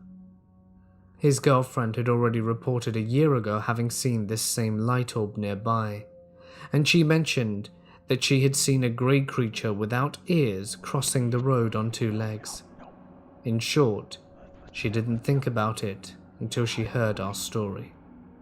The wolves, the lights, the bipedal creature, a strange impression that we are not welcome a few hours before anything happens. We're not really sure what to believe. Could it be a Wendigo or something else? What do you think? My friend from Iraq told me a story some time ago about an experience his great-grandfather had with a genie in a ring. I'll go through the story and then the connections I see between the history of the story and my friend's family. The story. My friend was born in Baghdad, but I'm not sure of his family's origin. They are or were devout Christians, so the fact that his mother told me this story in total honesty is a testament to how serious they took the events. The great-grandfather, when he was a young boy, was playing in an abandoned house when he found a ring. Either there was something attached to the ring, or it was there in the building as well. But the way she described it was that it came with the ring. So whatever was attached to the ring was not malevolent. She says it took him all over the world at night and showed him different cities and sights. He accurately described places he had never been and couldn't have known or been to any of these places. This made his mother take the issue seriously. She contacted the local priest and begged him to perform an exorcism. The priest actually says she didn't recommend doing that because this wasn't the kind of spirit you could do that to. She begged anyway, and eventually the priest gave the exorcism and the spirit left forever. No word of what happened to the ring. She said the name of the spirit was Malak Saleh or something like that. Connections. The first connection is of course that from the original story the genie comes from a ring. Second is that on the manuscript, which was supposedly translated by a person who shares the last name with my friend's mother, and third is that the manuscript he translated was from Baghdad. Fourth is that the spirit did not grant any wishes or anything like that, but was able to more act independently. Fifth is that the ring was found in an abandoned building, which, according to popular theory, is where jinns tend to dwell. Sixth is that Galland, who wrote the first story to reach Europe, heard the story from a Catholic woman. And seventh is the church where the woman belonged to, and it's the same as my family's friends. In closing, I don't know what more to ask moving forward. I have these connections but no idea how to investigate further. Some of these connections are circumstantial and would only mean anything if the original story were true. And as much, I don't mind assuming the story is true for the purposes of investigating. I'm going to feel really silly if it was complete fiction. What do you guys think?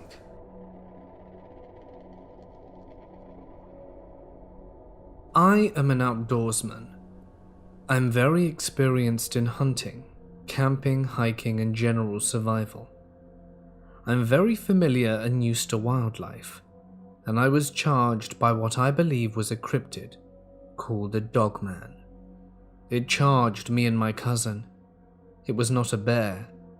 A bear cannot move how it did. And it was not a normal wolf, as they cannot comfortably run on 2 legs, whereas what charged us seemed natural at doing so. I'm going to elaborate further. This happened around June of 2007. I was around 17 years old, and more cocky then, but still somewhat knowledgeable of the outdoors. My family used to own a cabin in northwest Wisconsin, and I basically grew up there in the summer. I knew the woods well, but at night, it was wise to stay in the cabin, or at least by the bonfire by the beach, because of bears, wolves, and cougars. One of the creepiest things was if you were having a bonfire, the tree line was visible from the fire pit and beach. And at night, you always felt like you were being watched from that tree line. But during the day, the woods always seemed normal, not so creepy. That is until this incident. This happened somewhere between 12 and 2. Me and my cousin were having an airsoft battle, so I was in full woodland camo.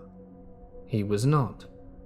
I retreated onto the ATV trail into the woods for a tactical advantage, and our battle took us 200 meters into about a third of the way up the trail. We had enough at this point, and were standing at the edge of a clearing on the trail talking, and he was maybe 10 feet from me. When I decided to mess with him, I shushed him and said, "We're being watched." He froze.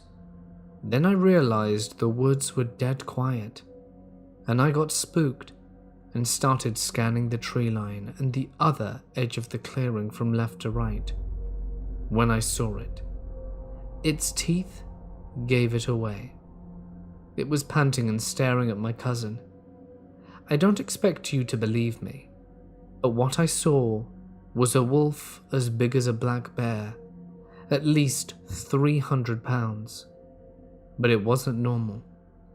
This wolf was on 2 legs, crouching next to the tree with its arm grasping with a clawed hand. It had reddish-brown fur, and I told my cousin, "We have to go." And the next thing I know, he is sprinting, and I look back at Wolfie, who was locked on and sprinted a few more steps, and then I turned and ran, when it looked like Wolfie was dropping to all 4s.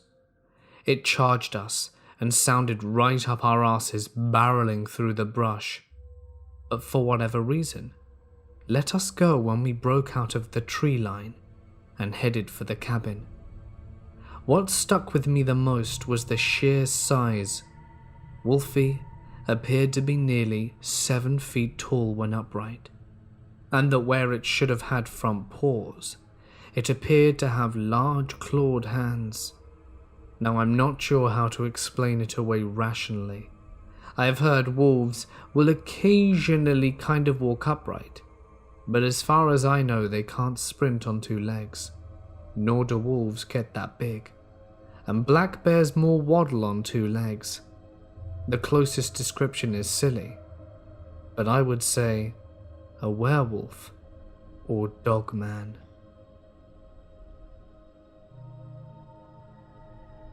I'm a filmmaker. I love making short films, and a goal of mine is to be creating indie feature films and owning my own production company. I love the film industry, but for some reason I always tend to be drawn to horror. Perhaps it's my interest in the unknown. A few weeks ago I was getting out some food. I walked past a Salvation Army store, which, for those of you who don't know, they sell used items for very cheap that people donate to them. Besides the store was a small section where they toss out stuff they cannot sell. I decided to look inside and see if there's anything worth picking up, and there was a super creepy toy doll.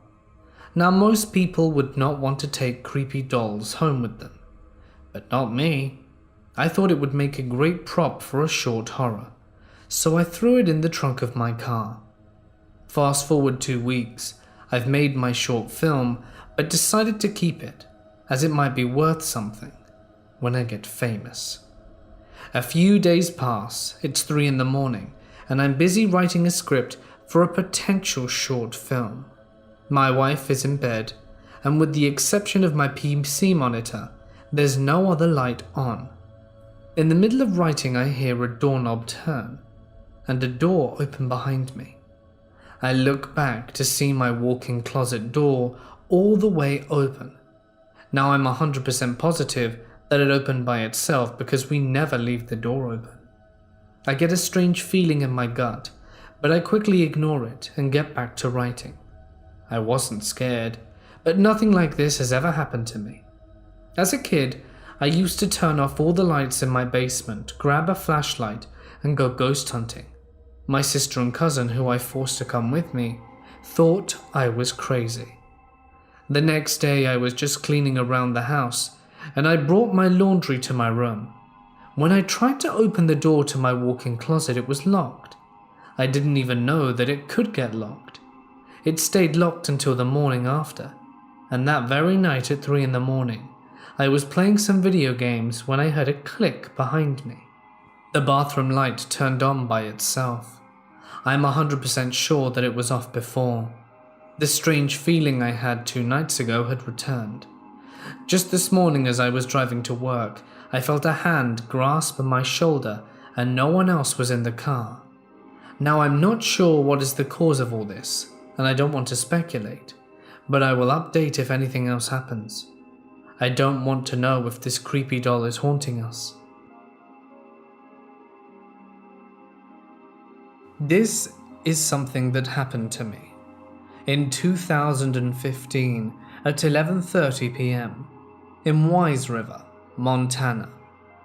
I lived alone, and in this remote location, we don't have cable, so the only option is satellite TV. It was a humid summer night in July, and the TV was acting up, so I needed to go out and adjust the satellite as usual. I took a flashlight and a gun with me. When I went outside, it was unusually quiet. I also purchased an AR due to other sightings I'd had, but they weren't credible enough to chalk it up as a dogman.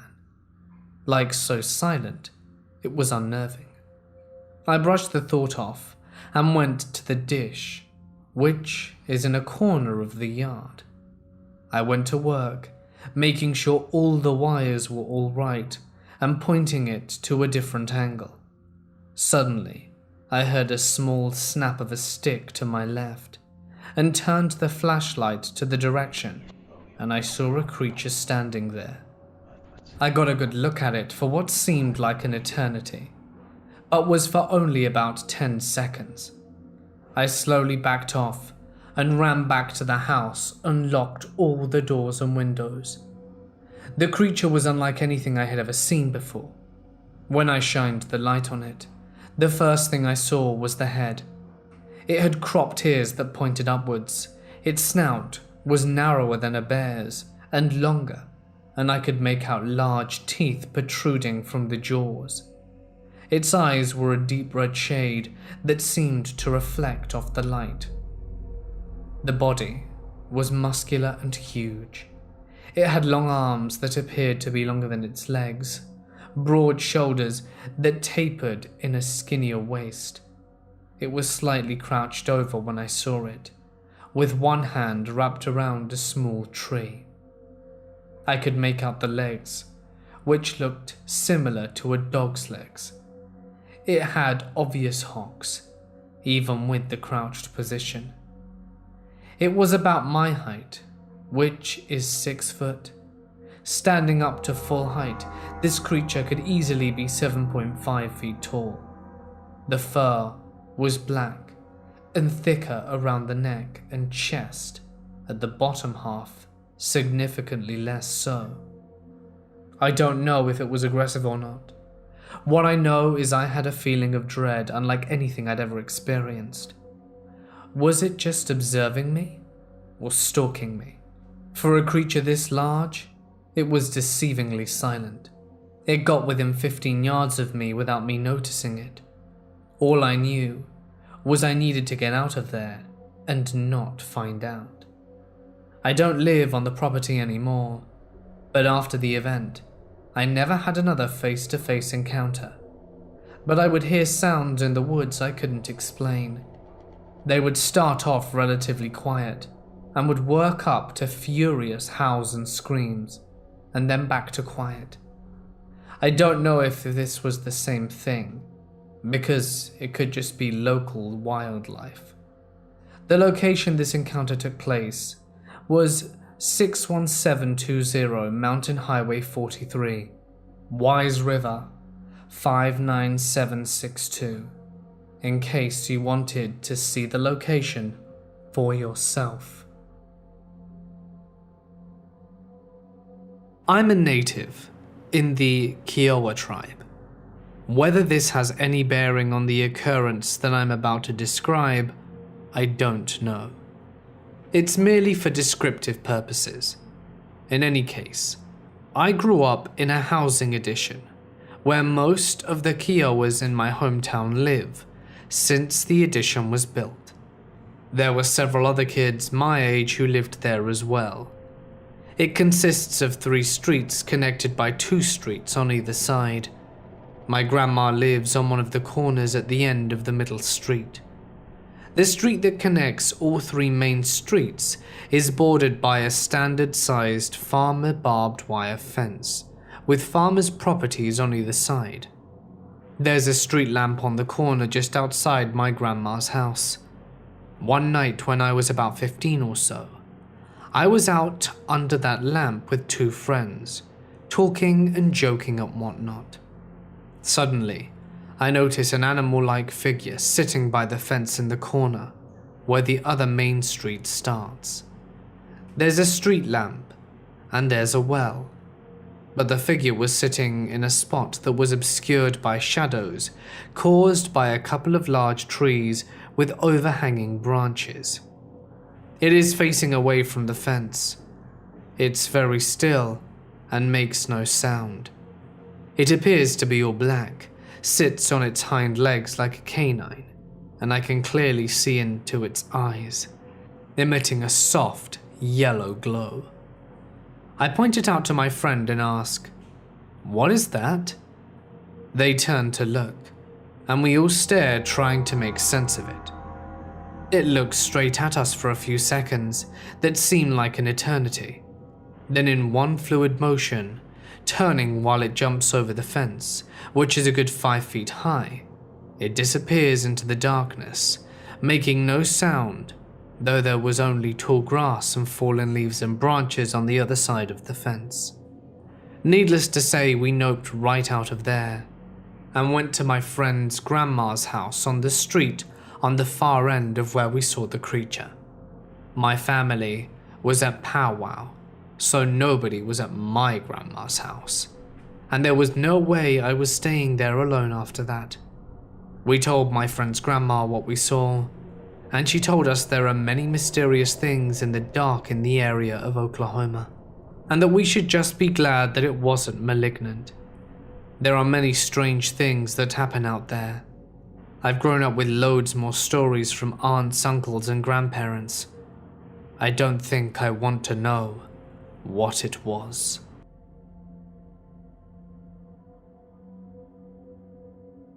This happened around 1920 to 1930.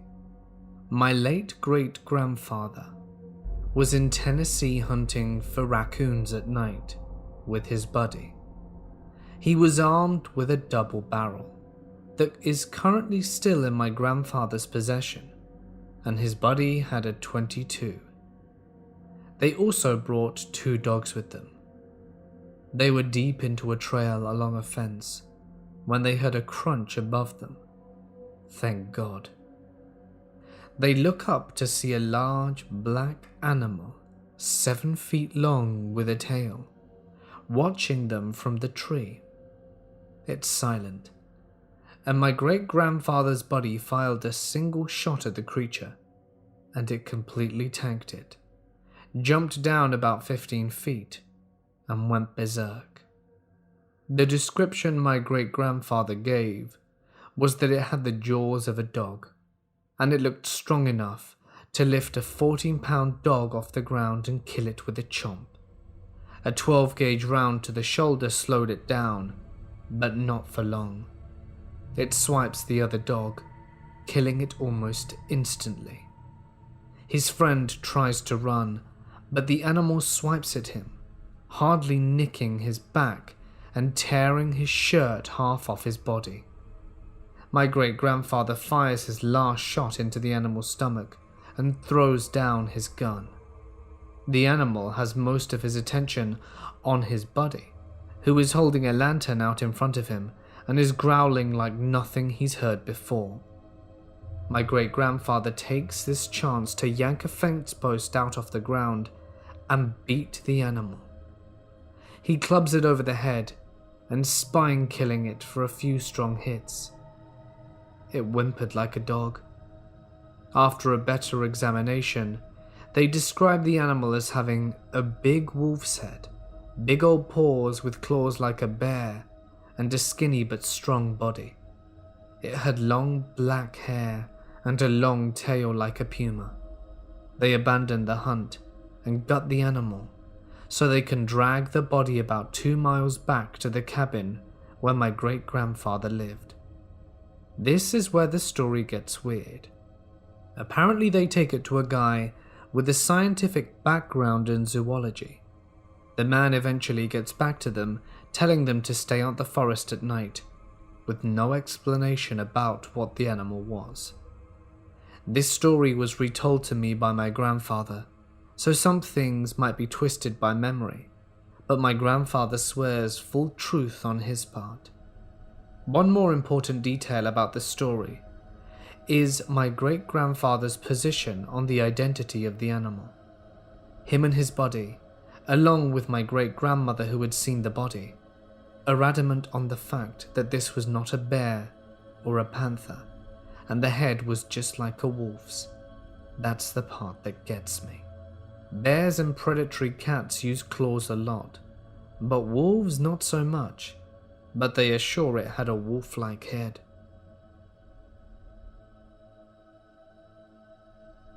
I'm from a religious family, but from a young age have been skeptical and a critic of religion in general. This singular experience has been enough for me to wonder whether there really is a God, or perhaps more to this world than we think. I was maybe 11 years old at the time. It was midday and mainline electricity had just come back on, and my father had asked me to turn the generators off, which were located on the 3rd floor of the house. I walk up the stairs, thinking about the dinner my mother was making, and how I couldn't wait to have some chicken. I reach the 3rd floor, which is accessed through the 2nd floor balcony, turn the generator off, and start making my way down. As I'm walking down the stairs, I see it out of the corner of my eye, standing in front of the 2nd floor entrance into the house. I focus my gaze on it, in complete disbelief of what I'm seeing. I remember very vividly telling myself not to take my eyes off it, so I could gauge if it were real or not. It being a black-cloaked figure/man, the length of the door, with only its head and its hands exposed, that were a red/pink hue, like the flesh had been burnt or melted. Its gaze was piercing. My legs turned to jelly. I lost balance, falling down the stairs, but managing to hold on to the railings. And when I looked back, it was gone. I raced downstairs in complete horror, asking my father if he had seen it, or if he was just pulling a prank on me. But he just looked at me like I was crazy, and said I was imagining things. I know for sure it wasn't some fragment of my imagination. When I told my aunt this story, she told me her son had also seen him, a man in the house, but thought that he was talking nonsense. I have no family history of schizophrenia. This has never happened to me before, and it hasn't happened since. I still get goosebumps thinking about it 14 years later. Has anyone seen something resembling this? My closest guess is that it could have been a djinn.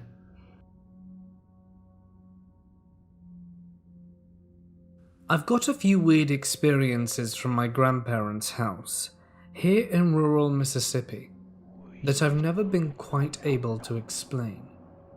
To start, I'd like to say I'm a very objective and logical person. Not bragging, just my own personality that I recognize.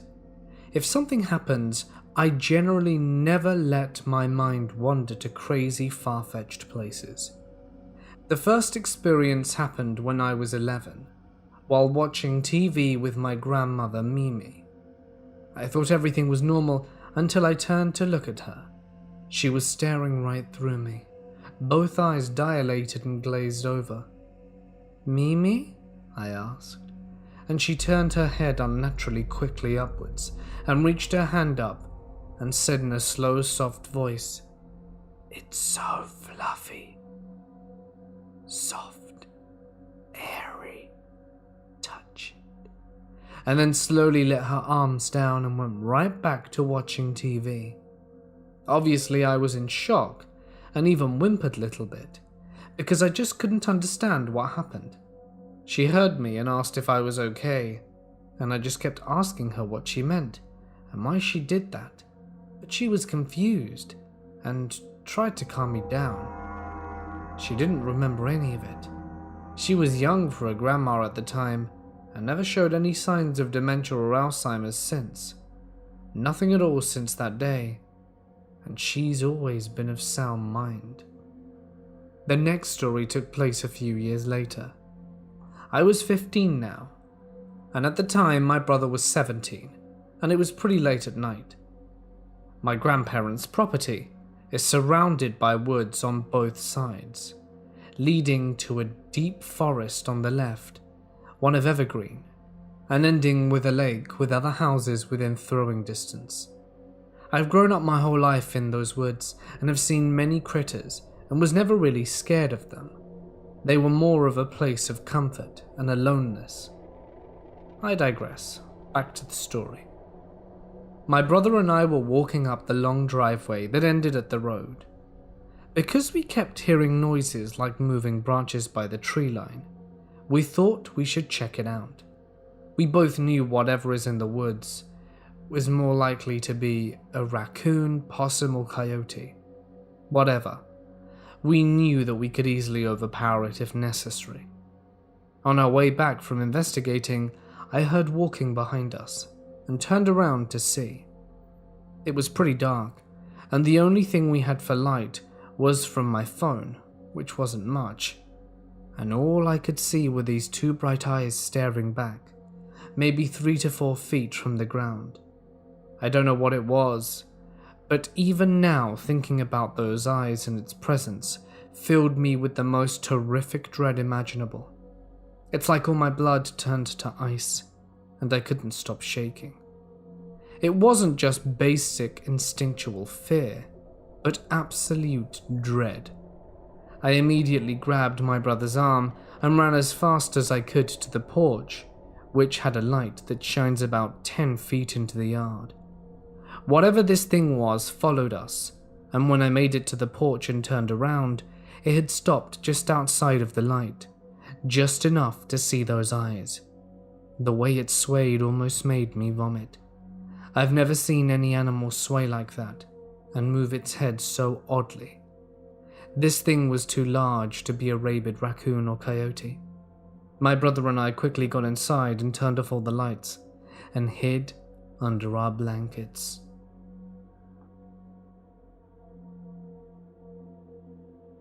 Over the span of a week, I've had a number of strange encounters. It started when I was sitting in a vacant lot, with my buddy shooting the shit. We'd heard dogs crying and howling. We made a few jokes out of it, but then we watched a deer walk out, and it just didn't look right. It looked like something trying to look like a deer. Its legs didn't move right, and it looked like it was drunk. The deer eventually takes off, and we start to hear the dogs howling and sounding distressed. I was thoroughly spooked. Being native, I've heard plenty of spooky stories about skinwalkers, and as I started to drive, we both noted a putrid smell. The following night, as we were driving through town, I smelt it again. Rotten meat is the best description I have at the moment. A deer who looks odd, like the one spotted the night before, runs out and stares at my vehicle before darting off into the darkness. As we finish driving down the streets, we hear a man scream and nope the hell out of there. We head back to his house and sit and chill on the deck and theorize about what just happened, and we hear a low whistle. As I was walking back out to my vehicle, I could hear dogs howling again. A large black dog runs out from a house and stares me down before it takes off. I drove home with just the worst feeling of dread and uneasiness. I worked the next night as a security guard and had a small area to patrol, literally 2 trailers of equipment. I had walked around the trailers once and was about to do it once more when I heard an owl very close by. I kept walking and found a large feather in between these trailers. I was just there. It was laying right where I had shined my flashlight and seen nothing. I went home and was laying in bed and heard something walking around smacking the side of my house and heard something trying to open my bedroom window. I'm trying to be as rational as I can, but I'm starting to get freaked out. Could it potentially be a Skinwalker?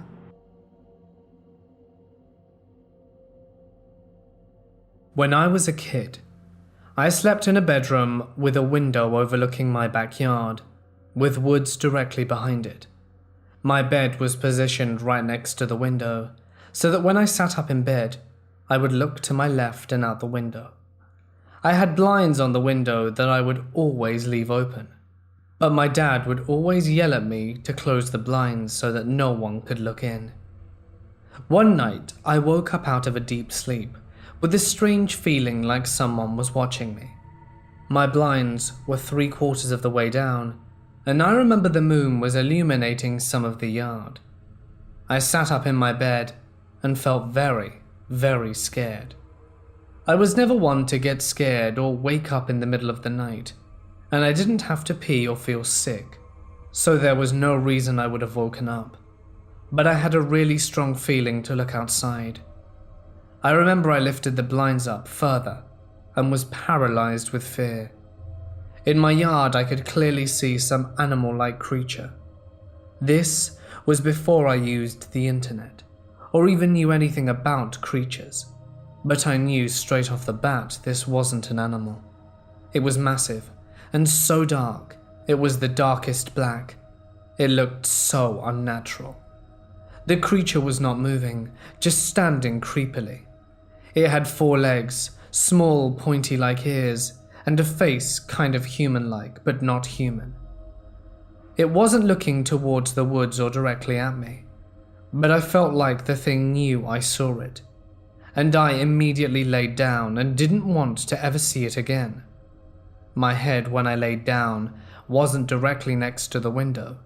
It was closer to my legs, so I had to sit up again to pull the blinds all the way down, and when I sat up, I couldn't help but look outside again, and the creature had moved closer to my window, but was sitting/standing in the same position as before, but its head was facing me this time, and I put the blinds down and laid down so fast with the covers over me, and eventually fell asleep after the adrenaline wore off. The strange thing is, after this encounter, I almost wanted to see the creature again. Every time I woke up after that night, I would peek through the blinds to see if anything was lurking near the woods. I asked my sisters if they had seen anything like it, but they said no, and they would never look outside at night. The woods aren't there anymore either. They built a train going through my backyard, so who knows what it was or where it ended up.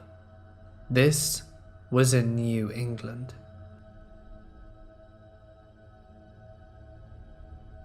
This story took place in a town in Iraq. It was told to me by my father. My family's neighbors were 2 brothers who lived with their sister, and one day they came to my father seeking help. Apparently their sister had disappeared and they couldn't find her. The father helped them look for her, and they searched everywhere, including police stations and hospitals, but they couldn't find her. Eventually they got really desperate and started visiting Sears. None of them helped as expected. They'd take the money and give no valuable information. They felt hopeless until a man visited them offering his help. He asked for no money, but he said he needed a girl or boy who hadn't hit puberty for his ritual. So my father and the 2 brothers asked their one neighbor who happened to have a little girl for help. Everyone, including my father, 2 brothers, and the seer and the little girl's parents, gathered in one room. The man started blindfolding the child, taking out 2 cards with words in an unknown language written on them, and reading them aloud. He asked the child to open her eyes and describe what she saw while blindfolded. The girl said she was in front of a forest and could see a castle with 2 tall beings standing guard. The man tells her to not be afraid and go inside, because the guards wouldn't say anything to her. She enters the castle and sees a man with red eyes sitting on a chair. The seer tells her to ask the man with the red eyes about the missing woman, but she says that he won't answer. He just turns his face away. The seer then puts his hand near the girl's head and crosses her fingers and says, "Tell me or I'll burn you." The girl starts perfectly describing the incident, how the woman was assaulted by a thief and then hospitalized afterwards. They found the woman in the same hospital the girl mentioned, and everything she said was confirmed to be true. And the seer? My father doesn't know what happened to him. I don't think they ever heard from him again.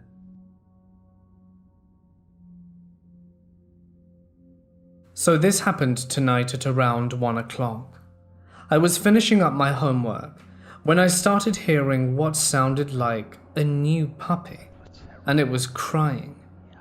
10 minutes passed by with the non-stop howls, when I started to hear them right outside my window. Bear in mind that I live on the 3rd floor, and my room is right next to the balcony. I freaked out for a few seconds, but my rational mind thought that the puppy might have escaped, and it was lost, and that would be the reason for its crying. I peeked through the curtains to see what kind of dog it was, but there was no dog at all. In fact, there was nothing. I got worried thinking that the damn dog might have fallen and killed itself. So I get out of my room, and before I open the door of the balcony, I heard a thick and heavy growling, like the ones you hear in horror movies. But it felt extremely real and natural. My whole body just froze, and I couldn't move from the fear. I heard the growling about 6 times before I ran back to my room. I'm still scared as hell, and I have never in my 20 years of life heard anything like it. I decided to record it, but I couldn't find my phone at the time. And then I heard the most terrifying scream, like an animal being tortured. I can describe it as a mixture between a wolf and a bear. I peeked through the window once again, and every single one of the houses had their lights on. I saw my neighbors looking through the windows, and I heard a lot of dogs barking at the same time. The whole neighborhood was disturbed by this. My downstairs neighbors called me and asked if I heard anything. They were also terrified and scared. They called the police to see if there was anything they could do, but they said it could have just been a coyote or a wolf. I know how both those animals sound, and they definitely don't sound like a damn hellhound. I'm scared and unable to sleep, and I would like to know what the hell just happened.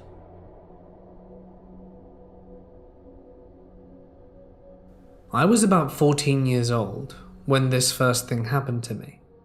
I was home alone during the holidays. I got a few inches of snow where I lived. I was looking out the window and saw deer tracks right by my house. I noticed that they were very close to my house, so I walked outside to check it out.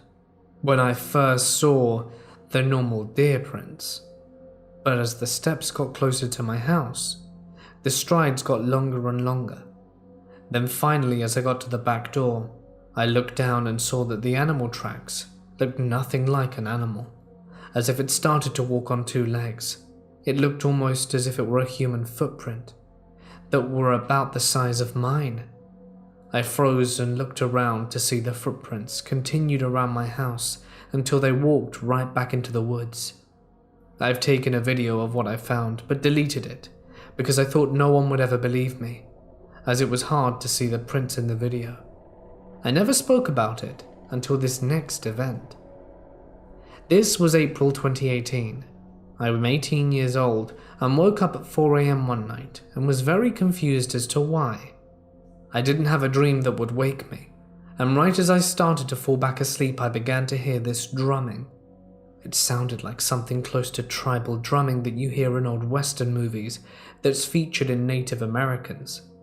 I woke up with fear and rolled away from the window and pulled the covers over my head. I heard it closer and closer to my window. I could hear my brother from the other room yelling for help. My dad comes downstairs trying to figure out what's wrong when I hear him stop mid-sentence to observe the noise. He went right around my house to my brother's window and then just stopped. I went to sleep as soon as it ceased. My eldest brother came up to me the next day and asked me if I heard the drumming, along with my dad and my brother's girlfriend at the time. To add to how creepy the whole thing was, I went outside to investigate what happened, and we saw not only footprints to my window and my brother's, but no indication of where it went once it stopped playing. We also saw by the mailbox that whatever was playing the drums sat down before coming to my window. Now, I knew what a Skinwalker was before the two events happened, and I'm convinced that somehow these two events are related. It was 4 years apart, but I just can't shake the feeling of these two things that happened at my house.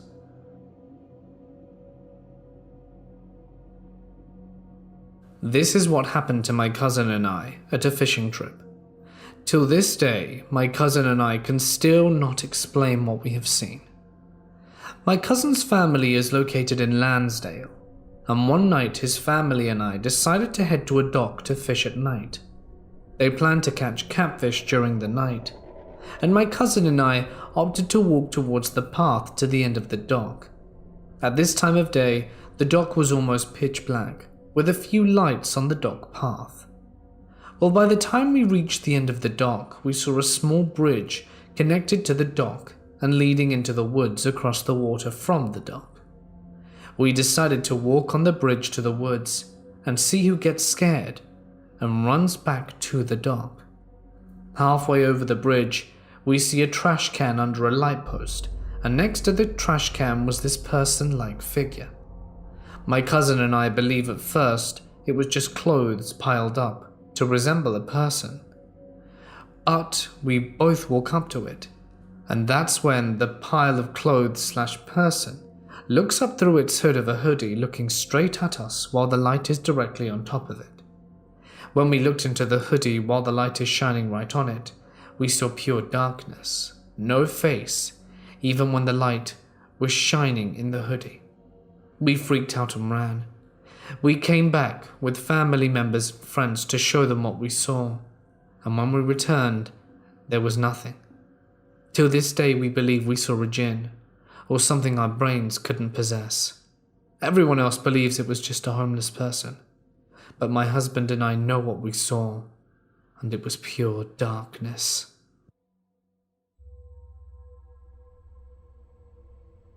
This morning, I left the house early, 4:45 to be exact.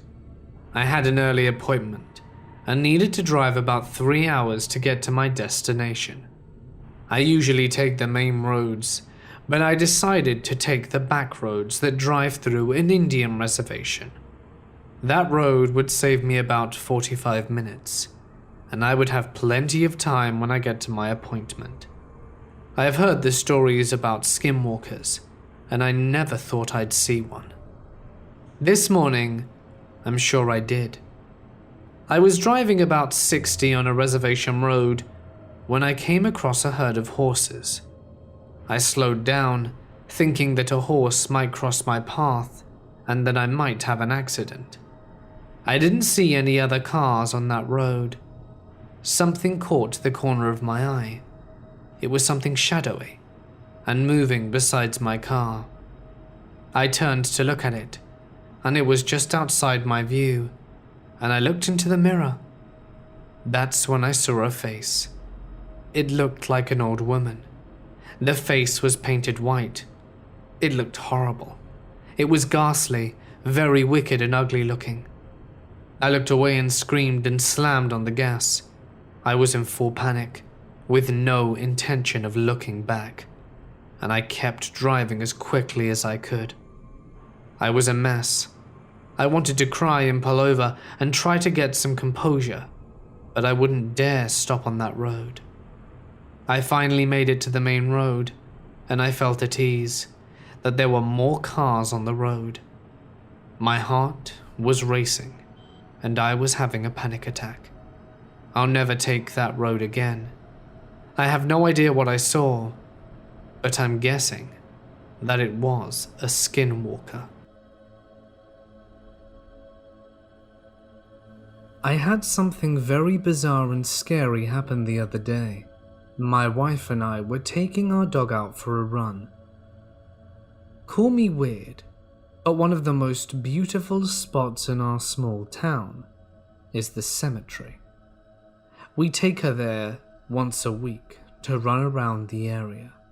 Don't worry, she doesn't run on graves or anything like that, so everything's going well. We get there, let the dog out, and go park in our usual spot.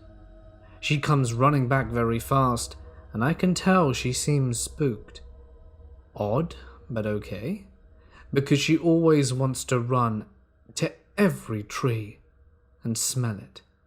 It's normally a pain in the ass to get her ready to leave, so we figured we should head out and find a different spot to let her run. On our way out, we see an oddly shaped rock on top of the ridge just outside the cemetery. My wife stopped the car so we could get a better look. Something felt odd, so my wife gives out a little whistle to confirm it was nothing, and it lifts its head. She whistles once more, a little louder than the first time, and it turns to look at us. This person, or whatever it seemed to be at that moment, just sat there with its head cocked in our direction. The face, no joke, looked like a dog. A big, brown dog with a very large, long snout. Yet this dog had arms and looked like it was using a smartphone. This overwhelming sense of fear comes over me, and I tell my wife to drive and to get out of there as fast as possible. I swear on my life, I've seen it with my own eyes. It's crazy the fear you feel when you see something you simply cannot explain. I plan on going back there on my days off to see if I can find some evidence.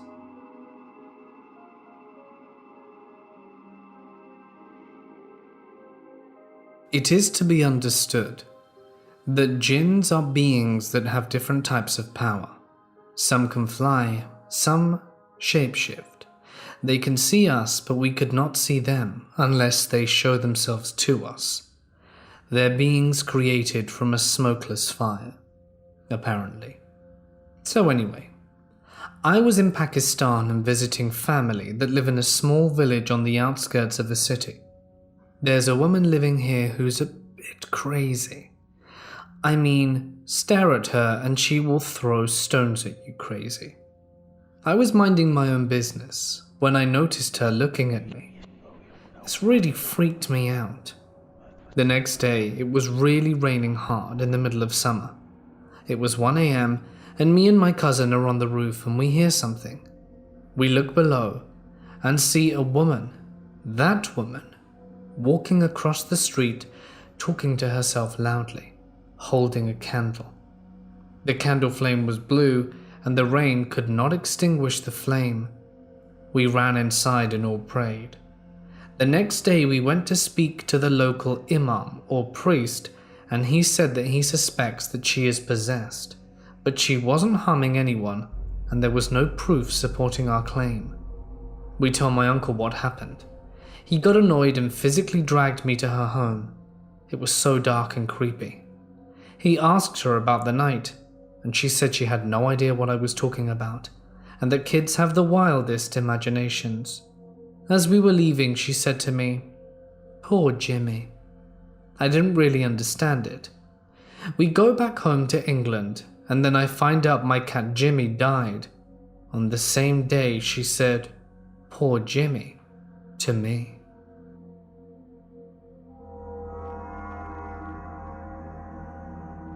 This was at about 3:35 in the afternoon, and it was clear as day, obviously. And I live in Harriman, Utah. It's known for skinwalkers, especially Skinwalker Ranch. But I am very sure of what I saw. My mum and I had just got back from picking me up from school, and we also got McDonald's on our way back. My house has these huge windows that face the mountain, because we basically live on it, and there are only a few other things behind us. But I was just enjoying eating my McDonald's and watching the TV when I saw a large, dark figure running on the mountain. This thing was taller than the trees, which were about 8 feet tall, and was running faster than a human can through trees and sagebrush type weeds. At first I thought nothing of it, because I assumed it must be an elk or something. Then I realized it was running on 2 legs, and the last time I checked, elk or deer don't run on 2 legs. I began freaking out, and to this day still don't know what it was. I ran to get my stepdad's binoculars, but it was already too late. Could it be a skinwalker?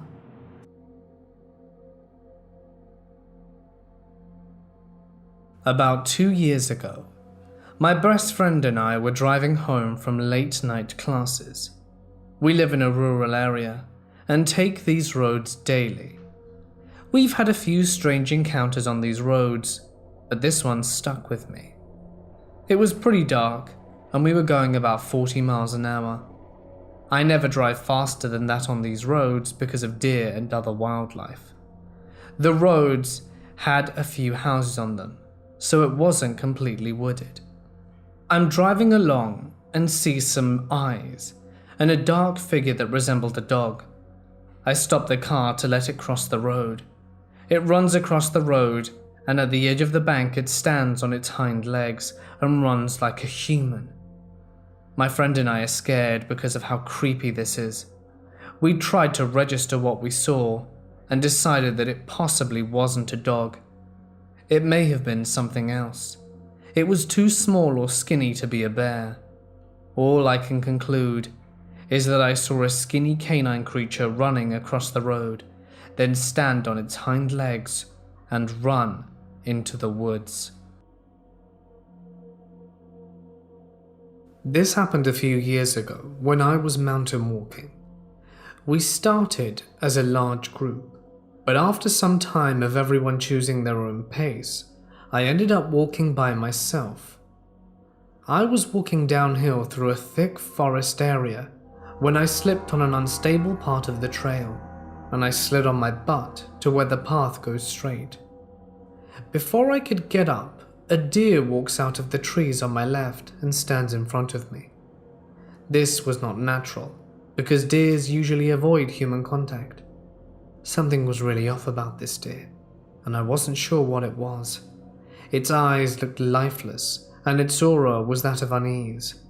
Then it opened its mouth to show multiple rows of what looked like razor-sharp teeth, and made an ear-shattering scream. It sounded like nothing I had ever heard before or since. It sounded unreal, like it shouldn't exist. I watched quite a lot of horror movies, and I'm yet to come across a scream this demonic. After the scream ended, it closed its jaw and walked away to the other side of the woods. I never told this story to anyone before. I've heard the stories of other mountain walkers, and anyone who shares stories like this gets labeled as insane. But I know what I saw. Hell, I can't forget, no matter how much I try, and it still gives me a shiver to this day. I live in the countryside, in an old cottage on its own, surrounded by forest and fields. There's a dirt road about 8 miles long, which takes you to a small town called Bampton, in Oxfordshire. It was about 11 p.m, and I went out with my dog to take him on a walk, as I had been at work all day and hadn't done it yet. So anyway, we were going down the dirt road when my dog froze. And no matter how many times I said his name, he ignored me. All of a sudden I turn to see this deer thing looking at me. Half dead face, and it had blood and flesh falling off its leg. It had a bone showing, and it stared at me for what felt like 8 minutes before it jumped on its back legs, sort of like how a horse does, then ran away on all fours. I ran back to my house, and when I got there I heard a blood-curdling scream coming from the direction of the woods. I was scared, to say the least. What the hell was that?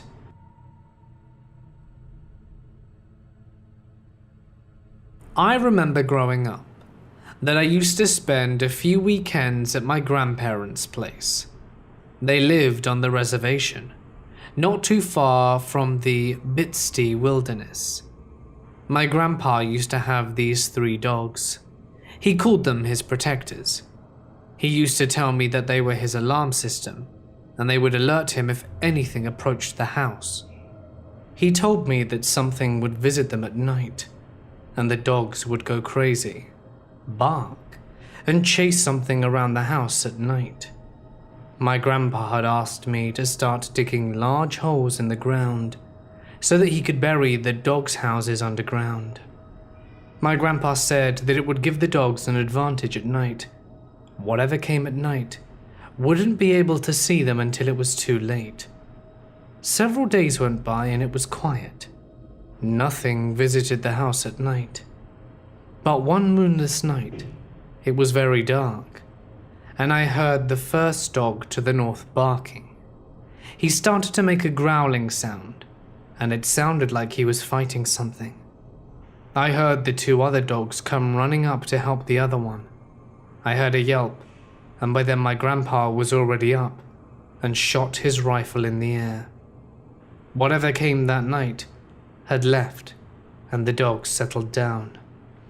The next morning we found blood and some long hair around the dog's house, and my grandpa found a finger that had a turquoise ring still on the finger. He believed that a dog had ripped off the finger of a skinwalker. After my parents had heard about the commotion, I couldn't stay there much longer, and I had to leave. About a week later, the dogs had died. 2 of them had died from their skin being torn from their bodies, and the other one was decapitated. My grandparents had to enlist the help of a medicine man to keep the skinwalker away.